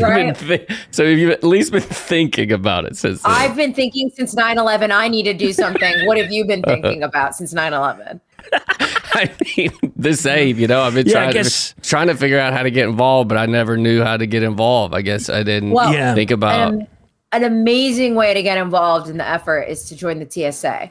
That is what is the sort of vetting process of doing that? Is there a lot of training? Is it a long process, or could like a guy like me or Buddy kind of just show up to the airport and be like, give us a bag or whatever? SEALs Hell Week, where you just go through bags. Well, there's a lot of going through bags. Believe it or not, you do have to go through a lot of bags. So a lot of the training, the introductory training stuff is kind of learning your airport. Each airport is kind of like its own town. Right. It has its own rules. Yeah. So you might have encountered this, fellas, at the airport. Someone makes you take off your shoes at one place. They don't make you take off your shoes at another place. Right. That's airport law. Popcorn costs $13 at one place. It costs $17 at another place. That's airport law. It's huge. That's its own thing. Airport popcorn. It's airport popcorn. You know, you go to Chicago, you get airport popcorn. Of course. But so it's learning a lot of the ins and outs of that. Learning, what types of situations you can encounter in TSA, what you have the authority to do. So, for instance, I have authority to throw out anything I see that's suspicious into the pile. But I don't have authority. Yeah, I don't have authority to say arrest you. Right. You can just sort of hold, you can hold somebody. You can detain someone. You can hold them until like the officers come up. Exactly. And I found that out the hard way because I was trying to arrest somebody once. I got in big trouble. Oh yeah. I got in big trouble. You overstepped those boundaries. I've been there not knowing exactly what my job description is and doing too much. That's like historically an issue at every place that I've ever worked. They say, someone says to me on my first day, "Hey buddy, you're not the boss." At every job that I've ever worked, somebody has said that to me on the first day. So I completely relate to that. But what it comes from is it comes from enthusiasm. It comes from wanting to do a good job. It comes from wanting to excel. Exactly. I had suspected a pair of twins were trying to switch places, and one of them was trying to go on the other person's mandatory study abroad program, and the other one was going to grandpa's house. I didn't think that was right. It didn't seem like it. Yeah, because one of the girls seemed like a tomboy, and one of the girls seemed like a girly girl, but they didn't look like they really lived in those bodies. Okay. It's like a Freaky Friday. I guess I was expecting this to be like a sort of big... dangerous scenario that you were thwarting, but instead you were attempting to arrest two teen girls. Yeah, who were involved in some sort of a magic situation, some sort of magical swap. Absolutely, and I saw right through that, but it doesn't matter. Mea culpa. You can't arrest people. Right, you can't arrest people. You're in the TSA. You can't. Right. Wow. But did those two girls end up getting arrested? That got me mad. Right. That got me mad. Yeah. So like sometimes, I'd see a little thing shaped like this. Okay. And I would go, oh, like a gun. You'd think that's a gun shape. That looks like a gun shape to me. Yeah. What the hell can I do about it? Next. Going through? No, because I understand this. Wave on through. You got confused. You got ridiculed for trying to do your job on the first day, and then the second day, a real situation came up, and you didn't want to be the boy who cried wolf or whatever, so you were just like, I don't want to be another person who causes another scene. So yes, that thing does look like this. And for anybody who's just listening, we're making a sort of downward pointing L shape. Picture half of a director's shape. Yes, if somebody's doing the director move, where the director shape. Everybody out there knows the director shape. When we're saying director shape, everyone who's listening knows exactly what we're talking about. And just take the part of that that's pointing down. That's what we're saying. That's the shape that Officer Grubs saw and was afraid to report it because you were afraid you were overstepping your boundaries. And unfortunately, I'm assuming that was a gun. Punished.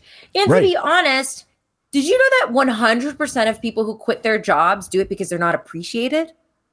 100%. 100%. Wow. So people don't quit their job because they got another job? Why do they get the other job? Because they weren't appreciated. Yeah. Exactly. Golly. Do you think, what about like when people like have to move cities because of Why like they a move family? cities?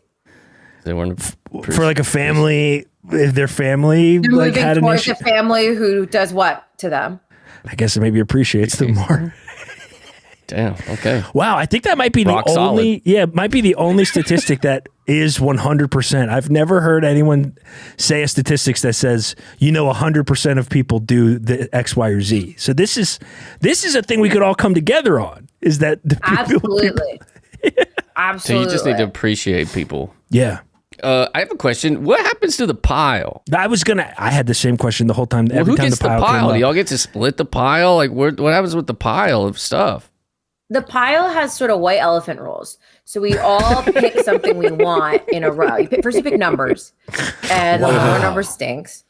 Right. And you pick what you want. So one time I wanted, there was a woman brought she wanted to freeze the soup her mom had made, but it had melted by the time she got there. So that's a liquid. That goes in the pile. Wait, you wanted Yeah. the soup? Out of all the things, you The wanted lukewarm soup that got dumped out of thermos into the pile. Well, you guys don't know what this soup looked like. That's true. That is true. What kind of soup was it? It ended up being hot pot, but I didn't know that until I tried it.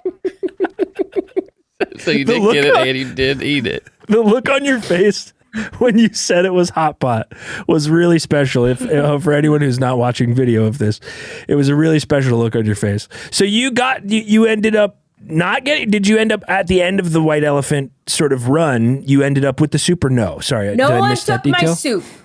Wow. Not on my watch.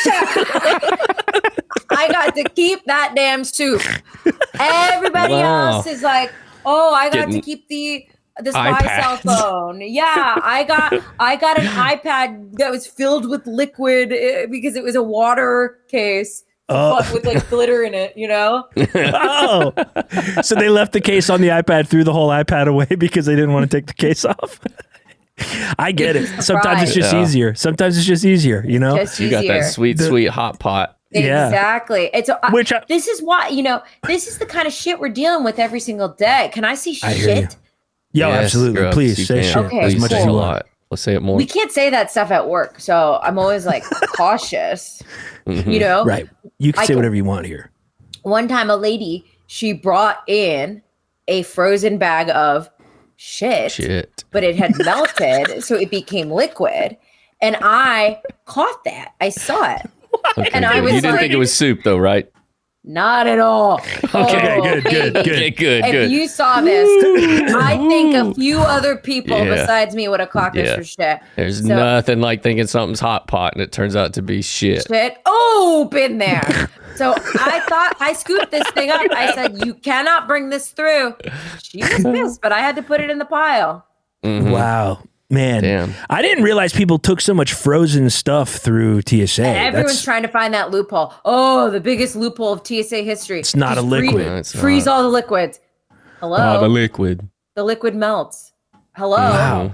The frozen liquid is also a weapon. I should be allowed to take that too. Learned I can't do that. It's also kind of freaks me out. I mean, I guess I'm less freaked out about the gun, the grenade, and the exploding pins. I think I'm more freaked out that people are bringing spiders, worms, and ants onto planes. People are trying to... That's terrifying. Yeah, it's scary. And you probably have sat next to those people. Well, and they made a movie about this. They made Snakes on a Plane is a movie that's literally about bringing documentary? scary animals onto a plane. It's not a documentary. It is a Based narrative. on a true story? Probably based on a true story. Well, obviously based on somewhat of a true story. The big boys up in Miami are constantly finding snakes, pythons, whatever, what have you. The big boys? Yeah. Those are the hot shots. That's where I'm trying to get. Oh, I didn't realize there was a hierarchy. Get hot shot territory? Oh, you think I'm in hot shot territory? Well, I mean, you're getting close. You got your first big bust. You say them turtles. I got my first big bust, but you know, it's kind of, I don't know if you guys relate to this.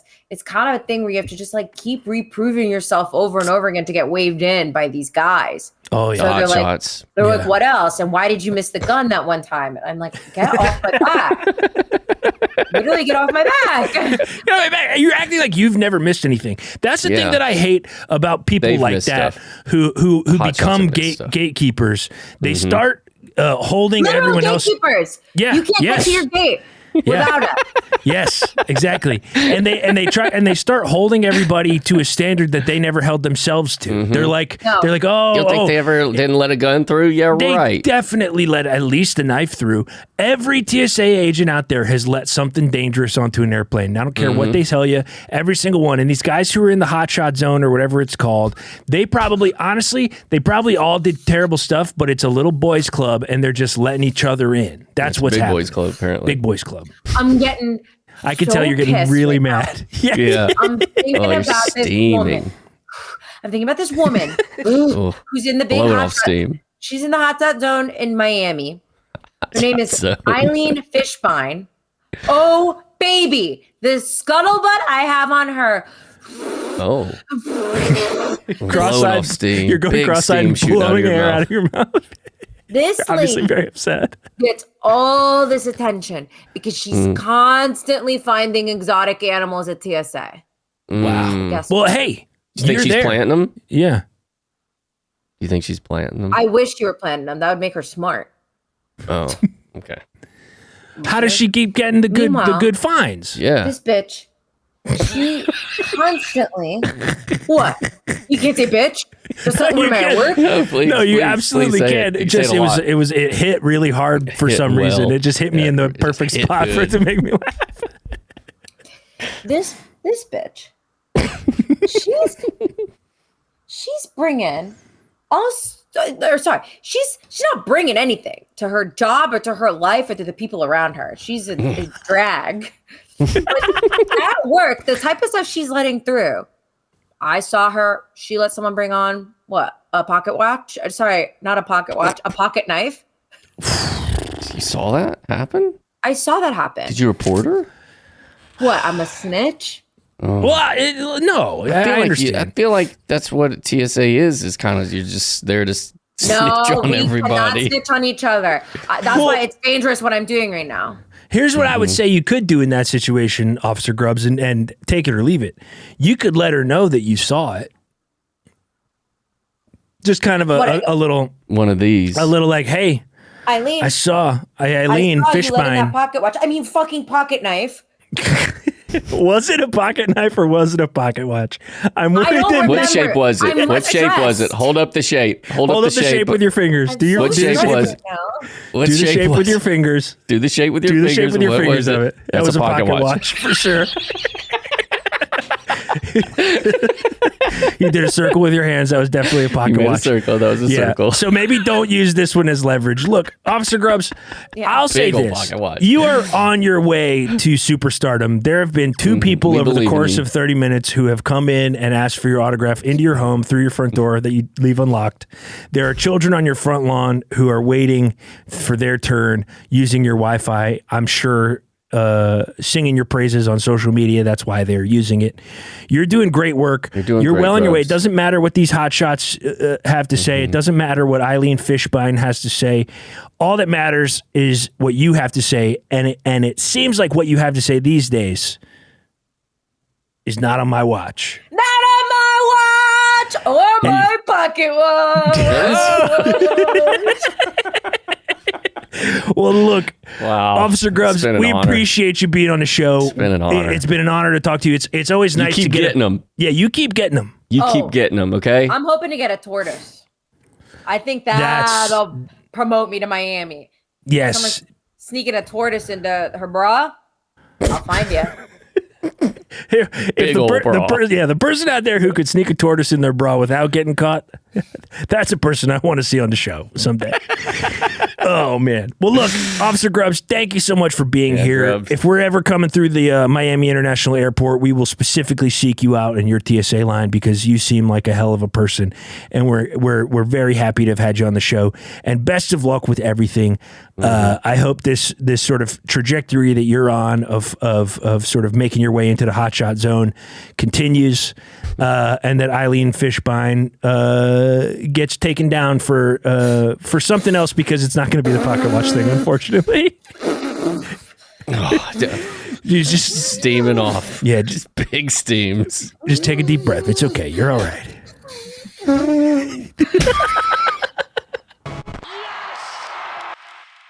Hell of a story there, folks, ain't it? Ain't it a hell of a story?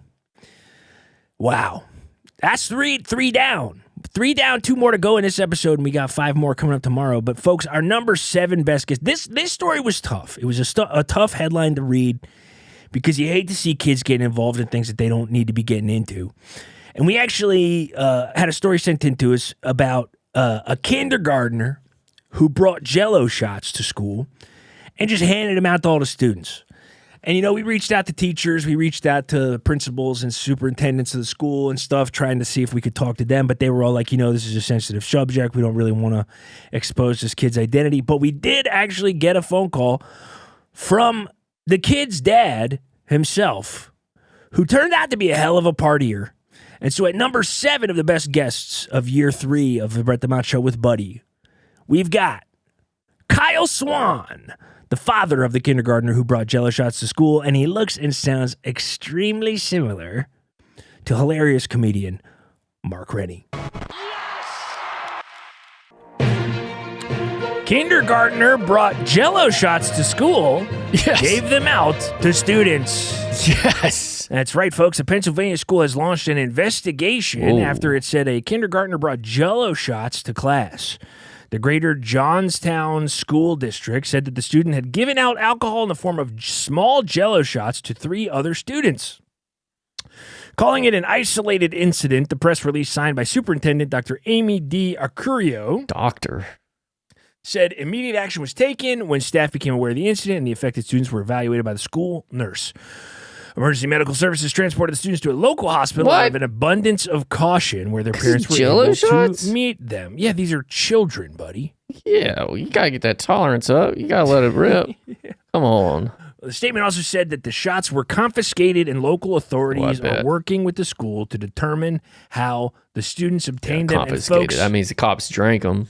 We all know what that means. And also, as it usually happens on this show, we are going to break some news because the cops don't really have to look any further because I'm assuming that we're about to talk to the person who gave me, even though I don't know if he'll admit it. We got the father of this child who brought these Jell-O shots to school on the show today. Very, according to Buddy, very cool child. So welcome to the show.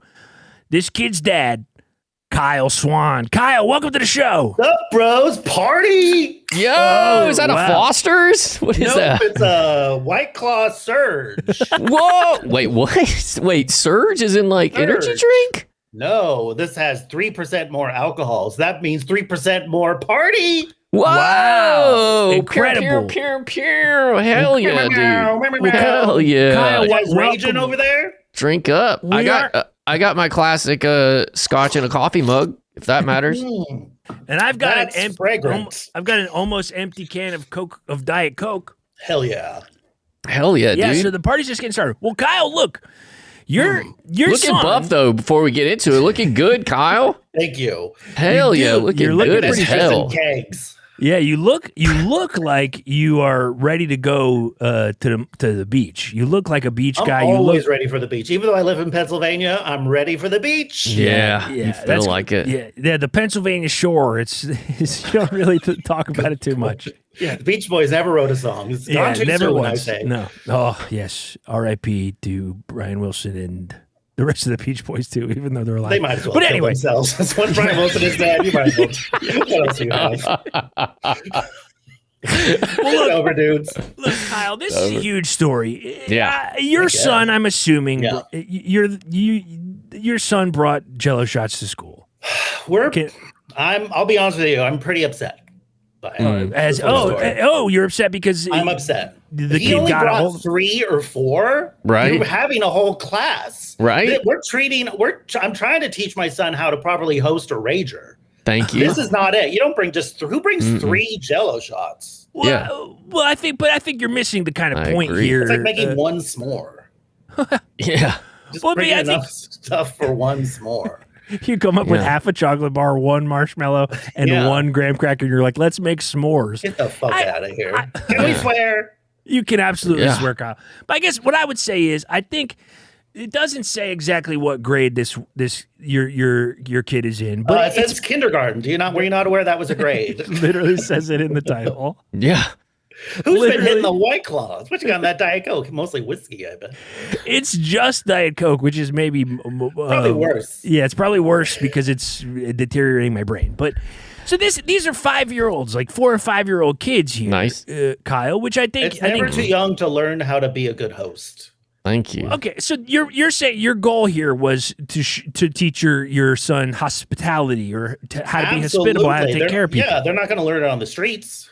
But like, don't you think that there's other ways that you could have done that? Like, you could have been with candy. It could have been with a blow pop. I didn't tell him to bring the Jello shots, but if you are going to bring Jello shots, do it properly. At least bring 3 for everybody. Walk around. It's a perfect mingling moment. That's what we have in the house. That's a mingle moment. We keep saying.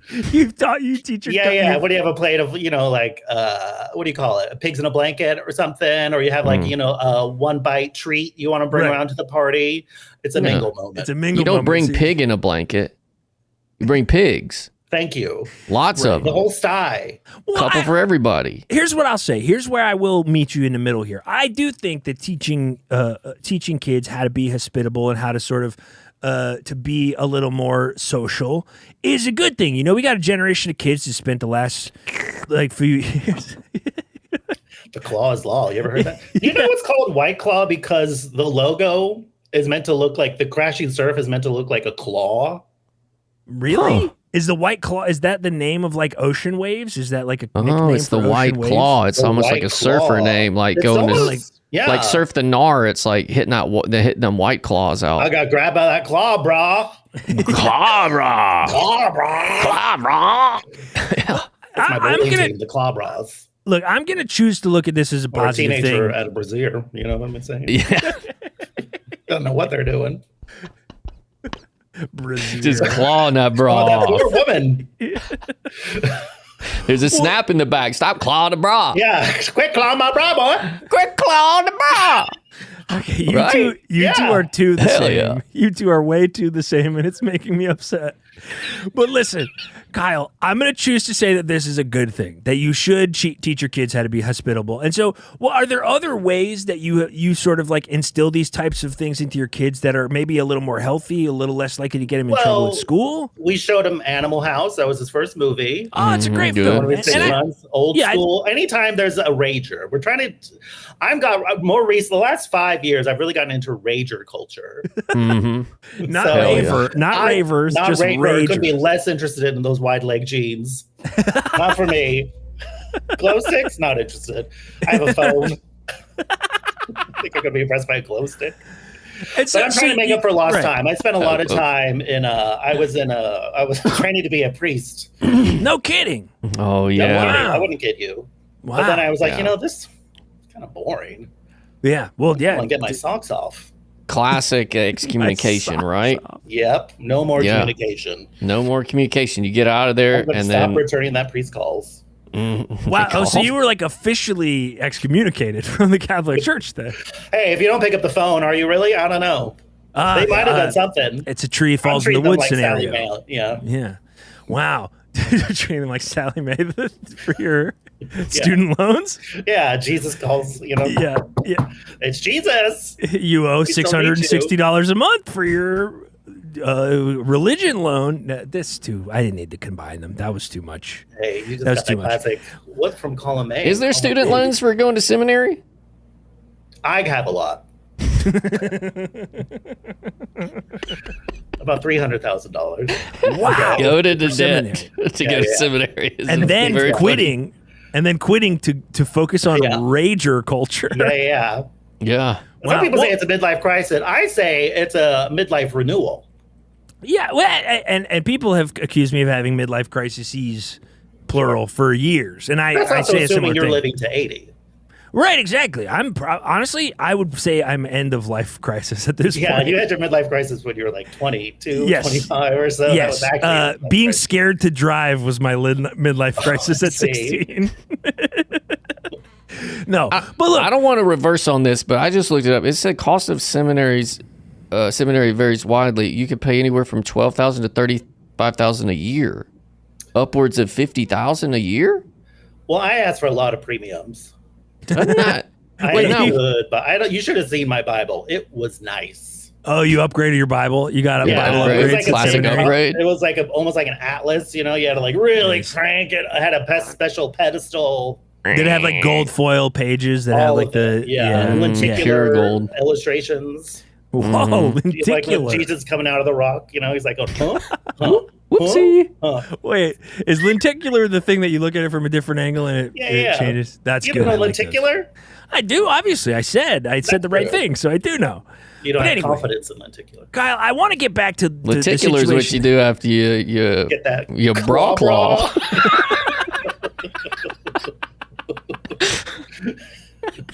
We're literally never Right. going to talk about your kid. We literally never It'll be will. tough. It's gonna be tough. Yeah. I am still shocked though that it could cost $50,000 a year to go to church school. That Yeah. should be free, right? You'd think. Yeah, someone should. Where's flip all the that bill. church money going? Yeah. Not to school? Well, no, because they don't want everybody to be able to do it.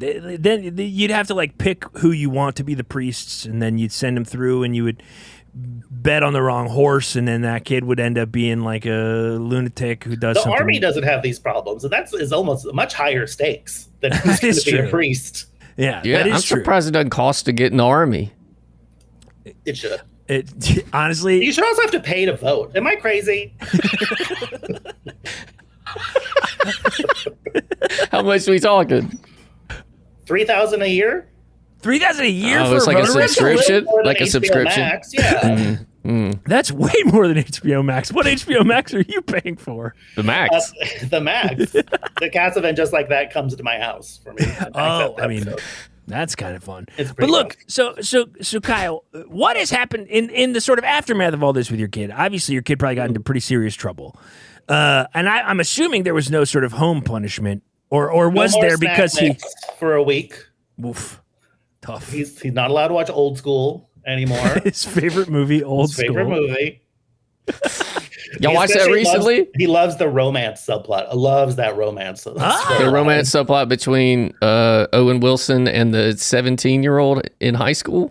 Yeah. That's the actual plot to that movie where he hooks up with a 17-year-old who's going to prom and more they like- just kind of don't talk about it. Young school. Too young school. Yeah, more like Not too old young. enough school. More like too young for school. Yeah. Jeez. Owen, get out of Yeah, there. Owen. Yeah, it's rough. It's a rough rewatch. Ugh. Fuck. What were we? But it's my son's favorite movies. Right, your son's favorite movie is Old School. We told him next time you're going to bring Jello shots, bring a tray. Don't hide them Bring in a your tray. backpack. They're going to get all runny. Do you think that's why it got reported? Because other kids were mad that they didn't get them, so then they told on them, like snitched because they didn't get the shots?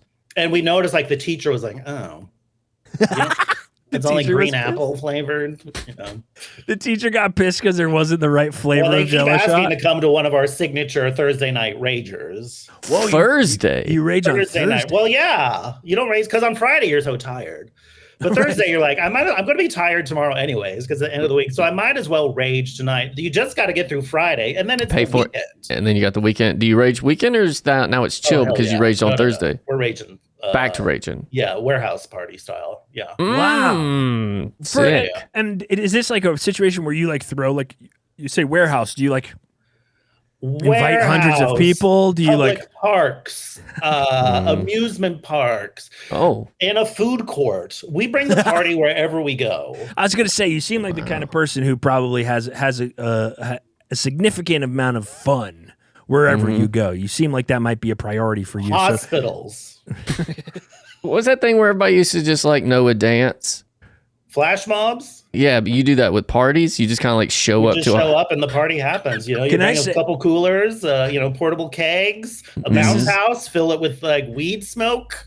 this is Aren't they like netting on the outside? Well, you put saran wrap on the outside, so you got a bouncy hot box. You hot box a bounce house? I was gonna say is sick. That is a sick idea. I was gonna say I actually sprained my ankle a couple months ago, really, really bad, and went to the hospital to the ER because I thought I had broken it. And when I went in, they had to triage me, and they triaged me in a hot box bounce house. And I got were having a week. Yeah, because you, I guess, were actually, now that in hindsight, you must have been at the hospital for something, having a rager. And so I was triaged through. There was a nurse in there who was blazed out of his mind. Sure. He guessed my weight 900 times, and it made me really frustrated and upset every time. He was trying to get it right. He's like, no, I can get it right. I can get it right. He kept trying. 900 guesses? 900. I counted. It's the highest I've ever counted. One. Yeah, he kept. Well, that's what I told him. I said, you got to think of a system here. Like, I'll just say, how about kept this? forgetting the numbers. Probably start at 200. I said, start at 250 and just count up. And he would get up like 3, and then he would go high, and he would be like, okay, I don't know, 6 million. 6 million pounds. Yeah, and I said no. Come back down. Let's come back down. Maybe start at like 350 and work your way down. He was like, okay, 349. I'm like, no. Maybe you should start wearing clothes that fit you, though. That is true. Help give a sense of because you're very billowy. That is true, and I also do. Anytime I expect that I may get weighed on a scale, I do also fill my clothes with helium balloons. Really? Yeah, that's why I have to wear cargo big pants. Clothes. I wear cargo pants with helium balloons in the pockets. Heavy helium, so it's twice as buoyant. Yeah. Because when helium's heavy, it's reverse. Of course. It's heavy helium, so it's lighter. Yeah, we all know this. Yeah, we all know this. We all don't talk around this. Don't talk. Yeah, and so I fill the cargo pockets of my cargo pants with heavy helium balloons that take my weight up a solid 20, 30 pounds if I can fit enough if I can fit enough in there. Yeah. But he still gets 6 million, which is wild. Yeah. Yeah. And then I was like, no, come back down. Start at like 340. And he was because like, ironically, all these extra balloons in your pockets probably make you look bulkier than you really are. Well, because here's the thing. Here's the thing. Heavy helium is actually really corrosive. And so if you put it into a regular rubber balloon, it actually eats through it in a second and it'll explode. So you actually have to use lead balloons filled with heavy helium in order to have it. And this is to protect your ego? This is so that why are you doing this? This is so that I appear to be at least 10 pounds lighter than I actually am. It sounds like it's doing the exact. You're filling your pockets with heavy lead. Well, I'll say this: I was shocked when his guess of 3 million was a lot closer than I thought it should be. Is he including like decimal points in this? At least is there like 3 million, but the decimal points after the third digit or something? He did not do that, but it would have confused the hell out of me. Here's the thing, though. Did you have fun? Yeah. I did, actually. Honestly, of all the visits to the ER that I've had in my life, it was probably pretty high up there on the list because I found out that I didn't break my ankle. It was just a sprain. And they gave me crutches, which I've always thought were really fun. I've been replacing them when I do the hospital with silly crutches. So, like pranks. Yeah, I was going to say. Pranks are a big part of raiders. Now that you mention it, I did get my first pair of crutches that I got from the hospital when I sprained my ankle. They did have a lot of give in the bottom. There's a lot of give, but there's also a lot. Sometimes you get the ones that are like they have little whoopee cushions at the bottom, so it sounds like you're farting every time you're moving. I guess I had one that was had a little give, and then the other one had a whoopee cushion in the bottom because I would fart and then I would make a fart sound, and then I'd lean on the other one and I'd fall over directly immediately. And that's why the floor was just destroyed from all the lead in your pockets. Then exactly, yeah, I broke every tile in the ER of our local hospital. That's why healthcare costs are skyrocketing. They have actually attributed some of that to my damage I have done to the hospitals at the times that I've body been dysmorphia kills. Yeah, I have destroys flooring. I've trashed a few digital scales at the hospital in my day, but hey, it's besides the point. So you're raging anywhere is basically where this all came from. You're raging anytime you can. Yeah. Are you in a relationship? Does your son have another parent? No, so you're a single dad who's just raging with your kindergarten. Yeah.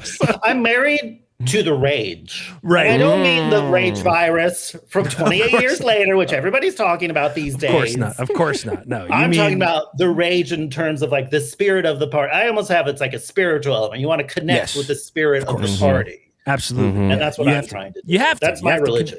Rager. Oh, and that see now the excommunication all makes the excommunication. Yeah, I really love the structure of a religion, but I also like being drunk and not having to think about my problems. Right. Who doesn't love a reason to not think about their problems? I mean, that's my number one goal waking up every day is to find the thing that's going to distract me from the things that make me sad. That's literally the only thing, my goal every day is to find the thing that's going to distract me. And thankfully it isn't drugs or alcohol because otherwise I'd be dead.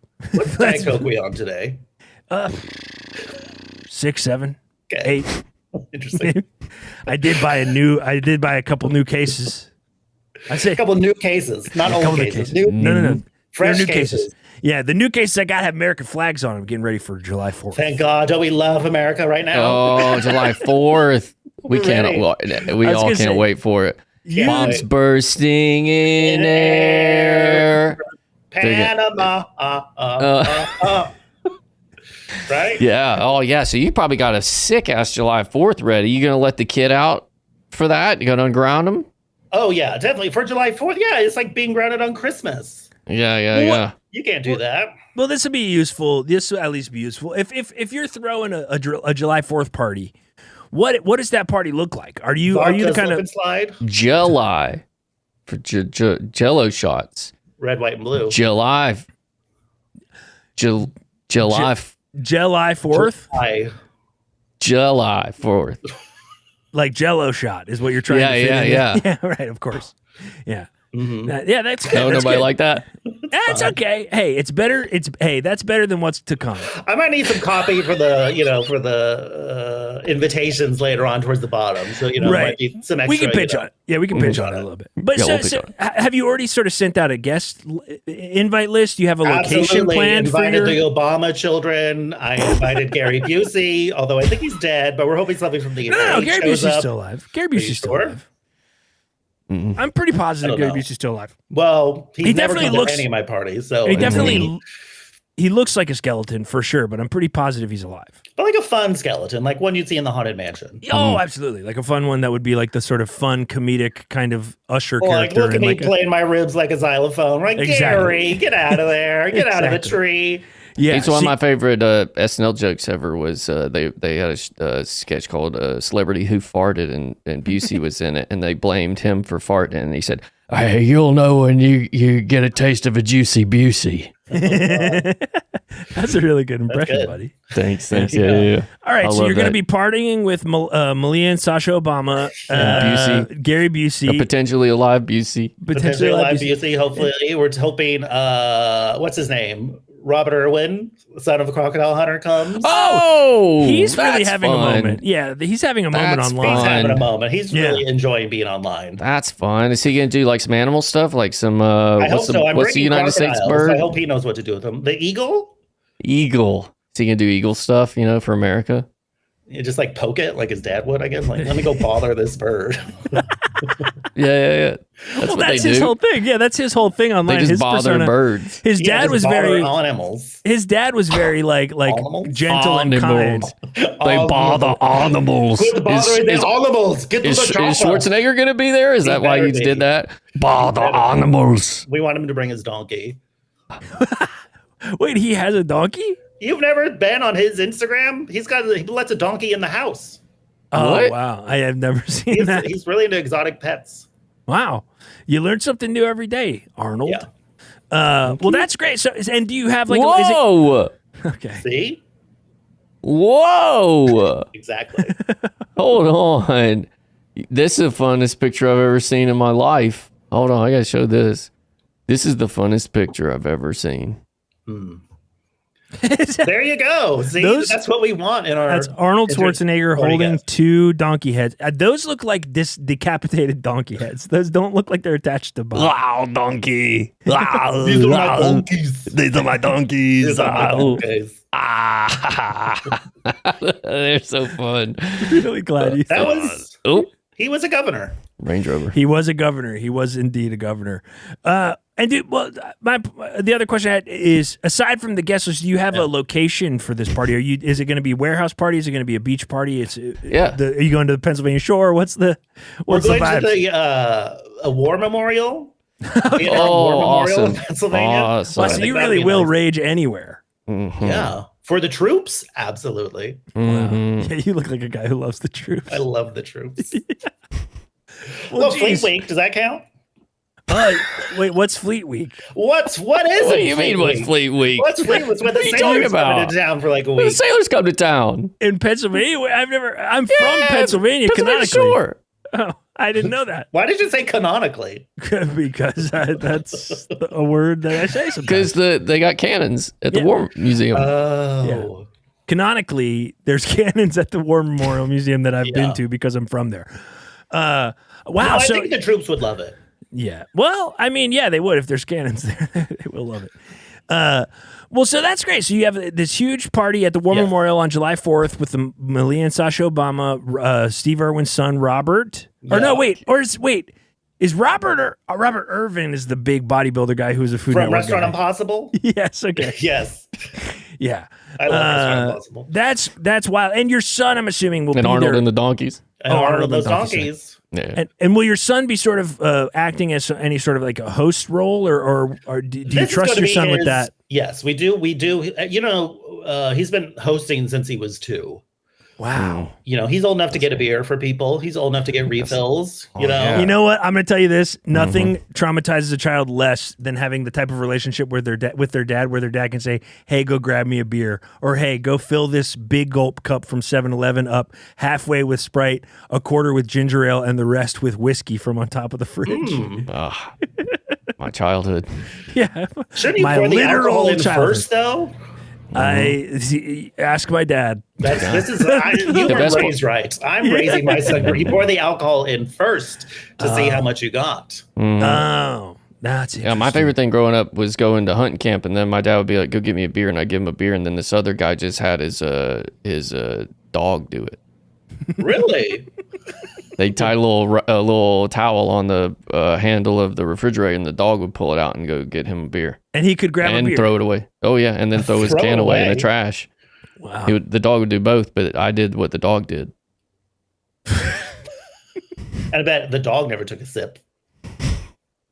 I mean, sometimes he put a hole in on accident. Yeah, or he probably got a little dribble when he was going to throw it away. Sometimes if dog the can going was dribble. crinkled. Dog's going dribble. Well, look, Kyle, this has been an enlightening interview. Wow. I don't know, enlightening or just fun and a nice time chatting with a guy that I think we both relate to.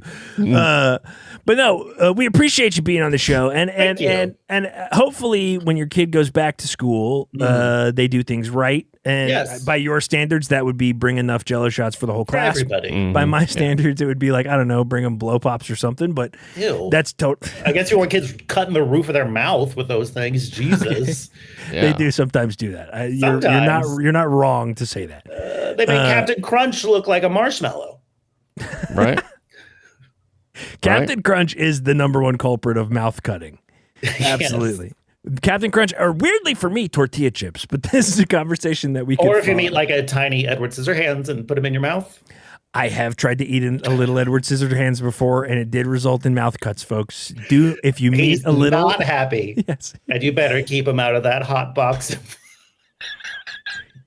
Back in the day, a lot of people don't know this, but back in the day, as a little prize inside of a cereal, you could get a little Edward Scissorhands a living one. A living one, yes. Real scissors. And I just assumed, I assumed you could eat them. Happy Meals was awesome back then. Oh, the Happy Meal toys were even better. Little E.T. living, little T-Rex from Jurassic Park living.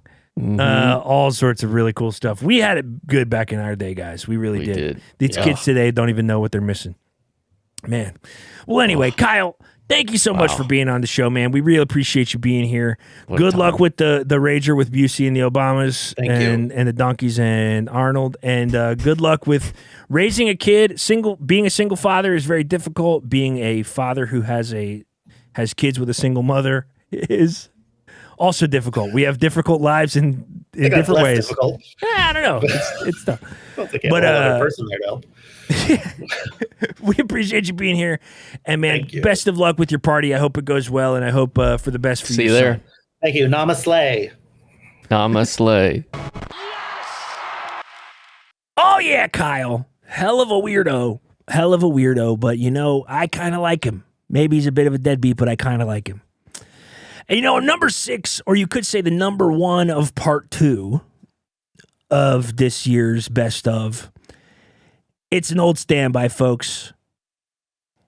A heater of a guest, a regular on the show, someone who comes in and helps you turn your K's into dollars,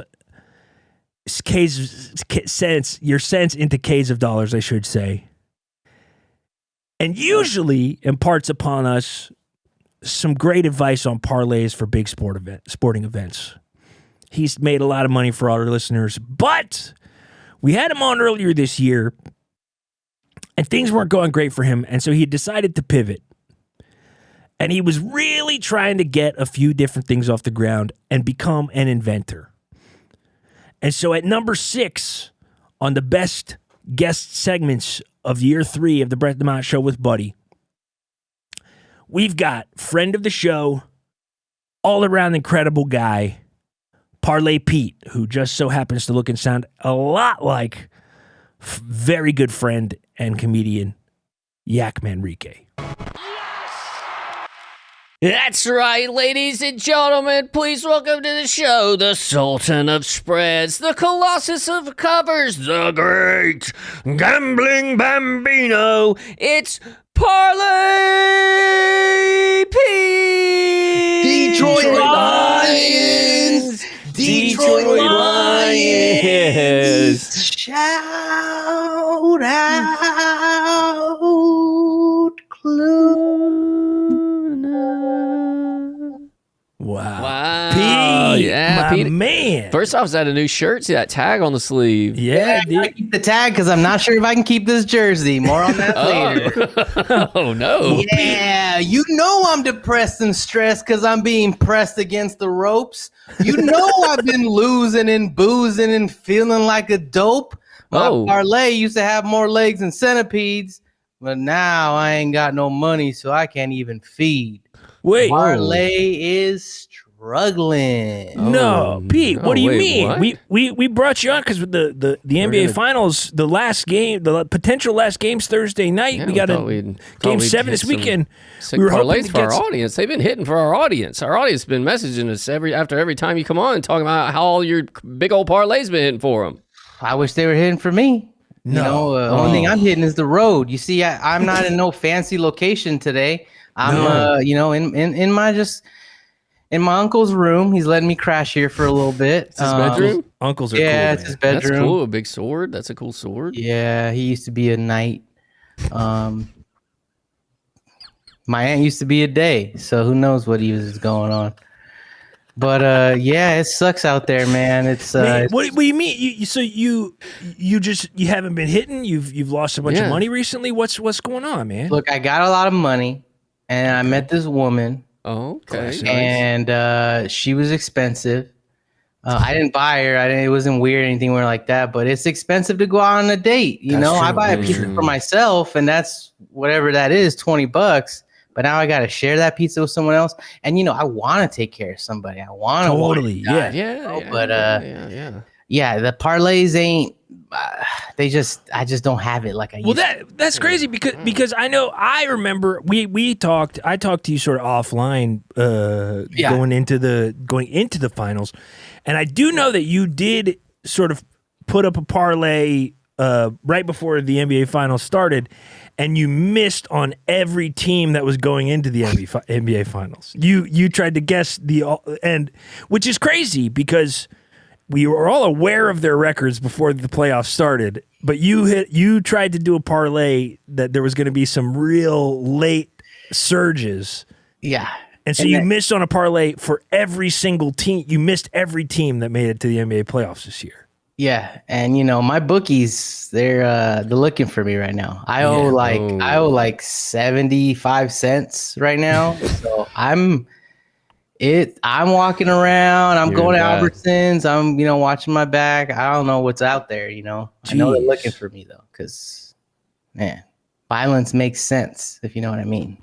Wow. I never Yeah. I kind of feel like looking back, maybe we had been like really kind of like pushing like a gambling agenda, not only enabling you, but maybe getting our audience into some trouble. Because I mean, people said that it was hitting for them, but I mean, people never say when it's not hitting. Yeah, I guess, and this is a perfect testament to that neither one of us, Buddy or I, knew that you were in such dire straits. I mean, if you need 75 cents, man.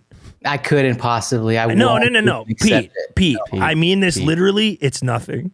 No, well, that's what you say, but I know how far 75 cents goes for me. I can make about $3 with 75 cents. Yeah, but I don't want to. I hate to see you this way because we would love. I mean, for the sake of the show, not pushing you into it, but for the sake of the show, we love getting sick parlays to be able to share with our audience, because then they have a reason to come back, and so it's hard to imagine. I mean, I do feel bad, because I do feel bad maybe that we were like enabling like some gambling and stuff, but we already kind of like did the intro for the show and stuff, and like said you were coming back, and like we kind of like, I don't know, we kind of promised them something.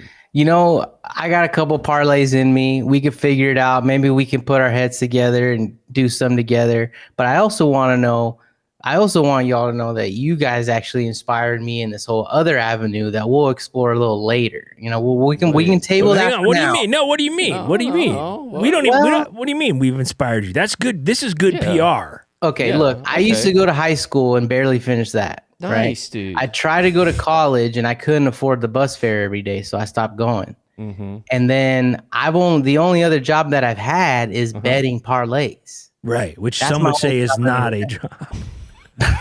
Right, some would say. Right. Some would say that's not a job. But I see you guys, ground up, started your own show. You got all these. You got a tip line. You got people calling in from all over the world, all over the universe. You've had aliens on your show. You've had animals. Wow. I mean, you guys. The show is pretty incredible. Huh? It is. It really is. But what I've realized is that the Patreon and all that stuff is good, but you don't really have a lot of like advertisements going on. You got some. Okay. You got, I know you've been dabbling here and there. We had chomps for a second. Mm-hmm. Yeah. Sort of hostage situation on the ad. It was like we kind of just forced it, but yeah, we had them. We did them on there. We did. They didn't ask us, and they didn't pay ask. us. Yeah. So I've been thinking, my whole thing is with the parlays, it's something that you're inventing, you're creating. It's creativity. Okay. It's creativity. Right. It's like using your brain to think of creative ways that things could sort of be structured and sort of created. Yeah. Mm-hmm. Exactly. So I was thinking, how do I just do this, but different, right? Okay. So I was like, why don't I just be an inventor now? I used to just invent these parlays. Whoa. Why can't I invent everyday items that may be good for the public, get some money behind them, get those to be actually made, get those as sponsors for your show, and Parlay Pete is now a part of the show in a whole different way. It's kind of a different definition of a parlay. How you can sort of parlay one thing into another. It's almost like you're still Parlay Pete, but you're parlaying your inventor sort of side into advertising and sort of income for us as a collective. Exactly. And it's funny that you say parlaying different things, because that's kind of what I've been thinking. I was like, okay, you put this together with this, now it's a whole other thing. And you can add some elements, and now you have products you've already started developing? I got some sketches, I got some friends that kind of help me out with some Photoshops. I'm not really good at this stuff. This is ground zero for me over here. This is I'm just starting out. So would it be cool if I just pitch you guys? We would love to hear your Tank pitches. style. You guys can throw some out and give me some, some feedback. Absolutely, man. We would love that. Yeah. All right. Well, what's the best way? Did I just share some of these here, or put them in a machine, or what do you think? Can you hit share screen on your side? Yeah, I think so. I think I could do something like that. Here, let me do that. Let me find that. Yeah, because it's just sad right now, man. Yeah. It's like I don't even know, dude. It's like it's hard. You're changing your identity up. You just thing that I mean, last time we talked to you, you were in Paris. Time before, you were in Vegas. I mean, you was traveling the world. You were known everywhere you go, and now you're holed up in your uncle's bedroom. Exactly, and it stinks in here. It smells like old ding dongs. If you never smelled that, don't. It's nasty. Like the snack cake, or are we talking about penises? We're talking about penises. Okay. We're talking about penises. All right, here we go. Okay, so here we go. Let's see. What's the best way to okay, let me zoom that in. I got all right, here we go. Okay, this is not really my thing. No, man, this is great. This is awesome. It's going to be great. Hey, Don't undercut this was yourself. Shark Tank, and you came out there huffing and puffing, you're not going to do it. A lot of times they're sold on people's personality. And confidence. Right. Okay, and confidence. Okay, remember the confidence you used to have in your parlays? Oh man, you was dancing around and singing and bouncing around. And Cluner. I was saying Cluner a bunch. Cluner a Dude, bunch. you're saying Cluner all the time. Yeah, dude. Just say it. Maybe Cluner yourself up a second. Okay. Shout out Cluner. Shout out Cluner. Shout out Cluner.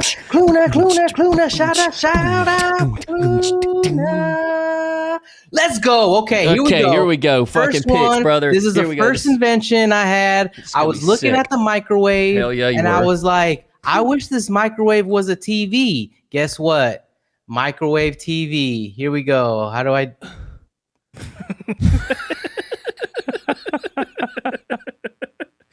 So for anyone who's listening, can you hit Control and Plus a couple of times? Yeah. So anyone who's listening, this is there we go. a sketch that Pete made that is a sort of LG microwave, Right. but where you would normally have a window in to see the food cooking. I believe an episode of Dinosaurs, the old sitcom 90s. puppet sitcom, Thank you. is playing. The baby. And the baby, not the mama. The most I'm the baby, gotta love me. of dinosaurs probably in television. Yeah. So, And the cool thing about this, it looks like it comes with a remote, which is great. Yeah. yes, which controls the microwave as well. So you're like, let me see what's on Netflix. Also 2 minutes on this popcorn. Look, I think a lot of people may think this is insane, but there's like fridges now that you can play like Candy Crush on. Yes. So I was going to say the same thing. buddy. How long do you normally microwave something for? Half an hour usually. Right? So this is perfect to watch. You watch one episode, it passes the time. Yeah, I'm always microwaving my leftover soup for half an hour. At least half hour. Yeah. You got to heat it at up. least. Dude, people love to sit in front of the microwave. Yes. Awesome, man. How Oh, big they is that absolutely screen on it? And what's That's the like resolution? that's about a 15-incher right there. Wow. So get away from these big screens. Go to this small screen that has food behind it. So it's beautiful. Well, here's my question, Pete. Yeah. Is the screen kind of translucent? Can you still see the food behind it? Or do you got to keep Here's- popping You it have to open? kind of pop open or turn it screen off kind of Look, situation. I haven't figured out exactly. I haven't figured out the technology This yet. is just a 'Cause I'm not an sketch. engineer. I'm not an engineer. But there is a button on that remote control that you can switch on and off from the television side of it to just the food side of it. Okay, so it is kind of like you can't watch your food. It's not see through as much You as need a seafood No, button. I'm adding that. Yeah, you need can a do that seafood now. button, so there it, should like, be a goes- picture-in-picture option where where it goes tiny up in the corner. You Yeah. can check your food, Mm-hmm. and then you can go back to big. See, this is why you're pitching to us because Buddy and I have such great ideas. We will Exactly. give you $80,000 for 70% of your company. Great. I'll take it. I'll No, take no, no. 10% We got of that. that one. But he said $80,000. What he meant is 80 cents. Okay. Well, that's a lot of money in my world. So that I'm loving that. That's really We'll give you good. 80 cents for 70% of your company. Yeah, 80 cents or 70% of my This is a great idea, Pete. I think people out there are going to agree. Also, everybody who's listening and watching this is going to agree. We're talking about the long content, but also we're a generation of scrollers too. Exactly. So yeah, you can pop on a 30-second video on here. You can watch Chive TV, some guy hit his nuts while he's skateboarding. Sure, while you're baking a potato, let's do this. I mean, microwave TV sponsored by Chive TV, featuring True TV. And you're microwaving chives. Right. See, it comes with chives. Yes. Right. Yes, that's good. Yes. And the spokesperson is Chive Owen. I like it. Is that Clive Owen's uncle? It's Clive Owen's uncle, Chive Owen. Yeah, no, that's awesome. That. We can get him involved. I think this is sold. Yeah, if we can get him involved, that's 80 cents well spent. Is that not bad for a first? Great for your first one. I mean, honestly, unbelievable. Great idea, Pete. Yeah. Okay. All right. Let's see. I only got 3. That's great. If they're all this good, then you're in fucking beautiful. And I do have one that is workable right now. The television is heating up too much and exploding. So not for sale yet, but you'll get there. It's probably not good to be like an LCD TV because it'll probably heat up that liquid. Yeah, that's true. And look, you said you'll figure it out. Like you said, you're not an engineer. I'm not an engineer. Yeah, so you got to spend some time. You got to. We'll help you. We'll help connect you to somebody. I'm sure we've had somebody on the show in the past who's an engineer. Well, I mean, I made most of this podcast stuff out of stuff I found in the trash, so I can help you out. Okay. Well, there's a lot of things in the trash that we can go dumpster dive together. Heck yeah. That'd be great. That'd be great. Well, let's see the second one, Pete. What's this next one? Okay, hold on. Let me see. Okay, great. Yeah, go for it. I think you took me off. All right. What do I do? Hit the same thing, share. Okay. There we go. Oh. Wait. What way? Here we go. Back. There we go. Ta-da. Wow. Whoa. The broom zoom. Now, how many times have you been cleaning your house and you're like, dang it, I gotta be on a Zoom call right now. I have to have video on because my manager says so. You got the broom zoom, baby. Right. And for anybody who's just listening, not watching the video, this is an image that looks to be a sort of witch's broom with a laptop with a screen full of people on a Zoom. That looks like it might be a 1, 2, 3, 4, 5, 6, 7 by 6, 42 person Zoom that you can participate in while you are brooming because your computer is attached to the end of the broom. This is a multi-purpose tool. You know, the old Food Network show Good Eats, Alton Brown used to always say you shouldn't have any single-use tool in your whole kitchen. Whoa. Everything needs to have multiple uses. And a broom is one of those things. Yeah. Yeah. It's kind of only one use. I can already see how some people would say, like, if you're sweeping and stuff, won't it be shaking the camera around and stuff? Right. But that's what gimbals is for. That's what gimbals is for. So you put a gimbal on top for the connector, and no matter how much brooming you do, it stays flat and stays locked on to you. Exactly. Yeah. And I'm assuming gimbal it's pretty intense technology. Right. But I'm sure, again, we can hook you up with an engineer to make that work. Some kind of spring action, so where it's just kind of all just floating on top of there. Yeah, because you don't want it to seem too clean because then they'll be like, what the heck's going on here? Yeah. I actually want people on Zoom to know that I'm also brooming. You know? I want them to know that. Because you want them to know you're good at multitasking. Exactly. That's a sign of a good employee. They want you to be doing multiple things. I'm like, hey, boss, I'm in the Zoom, but I'm also brooming the floor right now. I mean, this is perfect for janitors. Exactly. Janitors will never have to take a break anymore. They're always constantly brooming. They're constantly on Zoom. I know the job of janitor requires a lot of Zoom meetings. So many Zoom meetings. It's great for witches too. You talk about witches. Witchcraft is a real thing. Modern day witch. Witches. Think about a modern day witch. You're trying to make your spells. You're trying to have your spells touch as many people as possible. What's the best way to do that? Invite 500 people to a public Zoom and then fly around and just cast your spells on them. Exactly. You're in traffic. You're on your Zoom. You're multitasking. You're doing spells. Yeah. This is a perfect product for janitors, everyday people and witches. This is a great idea. Dynamite. Pete. This is dynamite idea. Okay, 80 cents for the last one. What do you guys think I can get for this one? For a little, I'd be willing to go. This one needs a little bit more work. I think we got to figure out the gimbal situation. Okay. Yeah. So I would say this might be a solid. We'll take 60 cents, but for 85% of the company. That's fine. Honestly, you can have 100. If this thing sells, I'll just die happy. You know, I'll be happy that I did. The sense of contributed to the world. You know? Okay, fine. Then 60 cents for 100% of the company right now.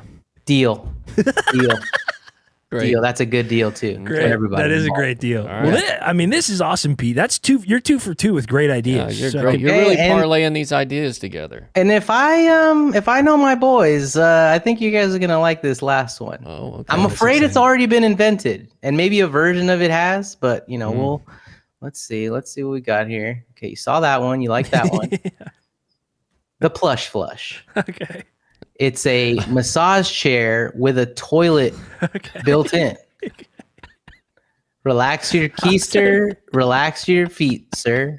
Okay, I'll say I thought this was a baby chair with a bidet.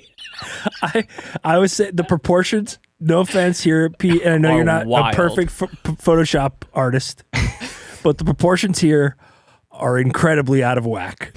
Well, I did model this after my grandfather, and he's 9 feet tall. Okay, yeah, because I was going to say I should dial that back a little. The bit. size of the toilet, is what we're looking at, folks. If you're just listening to the show, is a massage chair where the sort of seat area has been replaced by what looks to be a very fancy toilet bowl, which is exciting. But the toilet bowl is utterly gigantic in comparison to the chair. And is that a bidet toilet? That's we're working on that, but yeah, I think it could be a bidet toilet. I think it should definitely be a bidet toilet. Yeah. Imagine you're getting your back massaged and also your back massaged. Yes. Yeah. Mm-hmm. Back and bottom, baby. Yeah. Because that's what a bidet is, folks. It's an asshole massage. You heard it here first. I mean, look. I think let's we can be honest. I think we can get Chive Owen to do this one too. Chive Owen will be into this. Okay. And I do want to go back just one moment just to reiterate that is literally what a bidet is. Anybody out there who says it's anything other than an asshole massage, you're lying to yourself. You're lying. That's why you do it. You do it for the tickle. You do it for the tickle. Do it for the tickle. Do it for the tickle and then the blow at the end. Yes. Yes. We know, folks. Don't lie to yourselves. You're caught. Don't lie. That's why you use a bidet. You're busted. You're busted. Yeah, I mean, I could see that last one. I mean, it looked like one of the massage chairs that you see at the airport. Yes. So, Yeah. I mean, you're running through the airport. Your back hurts from the seat. You have been holding a big dookie because you've been on an airplane. Now you sit there. You get the back rubbed. It relaxes you. You take a sweet, easy dump. Well, guys, that's what I was going to say. What is the number one cause of constipation? It's stress. It's tension. It's overworking yourself. It's anxiety. Exactly. Nothing would make it easier to sort of loosen up than to loosen up. Yeah, because we're all in the toilet looking at videos of wars and stuff on our phone, and that's not good for our shits. We're all on Twitter accidentally reading insane tweets from Mike Huckabee. That remind you that Truman dropped nukes in 1945. And it stresses you the hell out. Yeah. And sometimes all you need in that moment is a nice back massage and a little booty tickle. Yeah. I mean, we should almost call it like the anti-hemorrhoid chair. Yes. Yes, the hemorrhoid. The hemorrhoid? The hemorrhoid. Like because well, no, him like me, man. Because let's be honest, like every guy. Look, let's be honest. Every guy Women out there aren't going to use this chair. Let's just say it. Well, what I'm trying to get at is that men out there are so uncomfortable with the idea of getting their asshole tickled. Right. that we could finally make men be more comfortable with the idea of getting their asshole tickled if we kind of hide it in this product that looks like it would be a top seller at Brookstone. Yeah, we could put like gun holsters on the side too to make it a little more tougher. You know, don't put guns in there, just the holsters for the option. I'm not a gun guy, but if you are, that's maybe fine, there's like a little thing like instead, people used to get like perms, but it comes down, puts a little cowboy hat on you. Yes, it's just a cowboy hat. It doesn't dry your hair. It doesn't do anything. It just is a cowboy hat that you wear while you're on it. Yes, and it also for unknown reasons, it makes the sound of a Harley Davidson motorcycle every time you flush. And a sound cue plays that hides the sound of the flush, and it plays the sound of a Harley Davidson, a Sportster. I like that. Damn. Yeah. Look, Pete. I know we bring you on the show usually to give us sports parlays, but I think you may have given us something even better today, which is, of course, 50 cents for 100% of that company as well. Deal. And then retroactively, maybe we'll say we get 100% of the first one too. Honestly, great. That's perfect. So we owe you about $2. I think we owe you just under $2. Whoa, I need those two. I need it too. I'm gonna go to Subway. I'll probably get a cookie or something. It's gonna be great. Oh, well, pay your debt. Cookie. Yeah, pay your debt. Well, pay your I'll debt go to Subway first and see how much I have left over. Well, hey, Pete, we went from betting on your parlays to betting on you, bro. Yes, exactly. Dang. Which there's no better feeling. And 100% too. You guys are betting on me 100%. Yeah, that's not. Yeah, that's how that works. Well, we're betting on you 100%. It's not. We're not taking more than our fair share of the profits or anything like that. That's not. People have been really asking us for merch lately. So I mean, TV, microwave, the broom zoom, and a big old dookie chair. I mean, I think that's what. Is that the name we're settled on? Well, it's called working title the plush flush, but plush flush is more. Catches your ear a little more. If it's between plush flush and big old dookie chair, let's we'll work on it. We'll talk it through. We'll think it through. I'm trying to be more of a producer and stuff, so maybe I can start getting some commercials going for these things. Sometimes you got to sell the thing before it actually exists, and then you get these orders in, and then you figure out how the thing works. You figure it out. That'd be awesome. Yeah, no, we would love that. So, well, hell yeah, Pete. Well, look, for anybody out there who was listening to the show today and wanted parlays for the NBA Finals, very sorry to not give those to you, but I think what we gave you instead is better. If I'm being frank, I think it is, or if I'm being Reggie, that's what I'm gonna say instead of being Frank from now on. Save that for their stocks. Wait, what did you say? For our stocks, right? Save the money you're gonna put in parlays for stocks in our company. Yes, you guys are going public. We are now. We're public. Wow. We're public. Hey, everybody. 3, 2, 1. We're public. We're public. That's how it's done. Head over to Robinhood and buy some stocks in the Brett and Buddy show. Which is not I think I found my new gambling thing. I might stock market. Stock man. No, stock market parlay. Pete, stock market parlay. Is that work? Pete, I think I'll say this. I think stick to inventing from now on, because I don't think getting back into I think the stock market is an even scarier abyss than sports betting. I could buy stocks in anything. Chuck E. Cheese, Knott's Berry Farm jam. Oh no. Oh man, the possibilities are endless. Some kind of tire company. How about this, Pete? If you're thinking about buying some stocks, run it by me and Buddy, and we'll let you know if it's a good idea, because truthfully, I'm scared for you to get too involved in the stock market, bud. I saw this electric towel. What do you think about those? Invest stocks in that. What purpose could an electric towel possibly serve? Does it dry faster? It's mostly hurting people in the world, but it's supposed to warm your towel up before you use it, which sounds nice. That actually does sound. But then you just get electrocuted mostly. So yeah, if you're getting into a wet towel with just electrodes all flying through it, go to Subway, have a cookie, think about it. Yeah, and we'll get back to you on plush flush versus big old dookie chair. Okay, that's fair. Yeah. Well, Pete, as always, we love having you on the show, man. We love every time we get to talk to you. And hey, best of luck dealing with these debts. And now, best of luck to all three of us as we venture into the future with these great new products. End up. Yeah. And congrats for going public. Thank you so much, Pete. And before you go, I do just want to say one more time, shout out to Cluner. Shout out, shout out, shout out, shout out, Cluna, shout out, shout out, shout out, shout out, Cluna, shout out, Cluna. Hell yeah, Pete. We love you, brother. Well, and there you have it, folks. That's 10 through 6.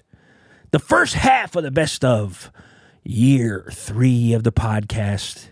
What a list of heavy hitters. If that's 10 through 6, imagine who 5 through 1 is going to be, folks. Just incredible stuff. We thank you so much for listening to the show all year, for making this show possible, for making this best of possible. Without you, there would be no best of. So we appreciate you doing this and voting over on Discord. If you are not already a member of our Patreon, we would love to have you there. Patreon.com/Brett DeMott Show. You can get access to the back catalog of this entire show in video. Bonus headlines, bonus episodes every Friday, a bunch of different formats that me and Buddy and his uncle do. And it's a blast, folks. It's only $5 a month. You get a bunch of free content, and it's a blast. The Discord's a great time. All the bonus content on Fridays is a great time. So if you liked this episode and you liked any of these guests, you can get more of that at Brett DeMott Show. Patreon.com/Brett DeMott Show. You can follow us at Brett DeMott Show all over social media. And folks, I got to just say, we got a doozy of a top 5 coming at you tomorrow. So please stick around and stay tuned for that. And until that time, folks, I got one thing to say to you, and that is, of course, thank you. So I guess it's 2 things. Thank you, and have a good one.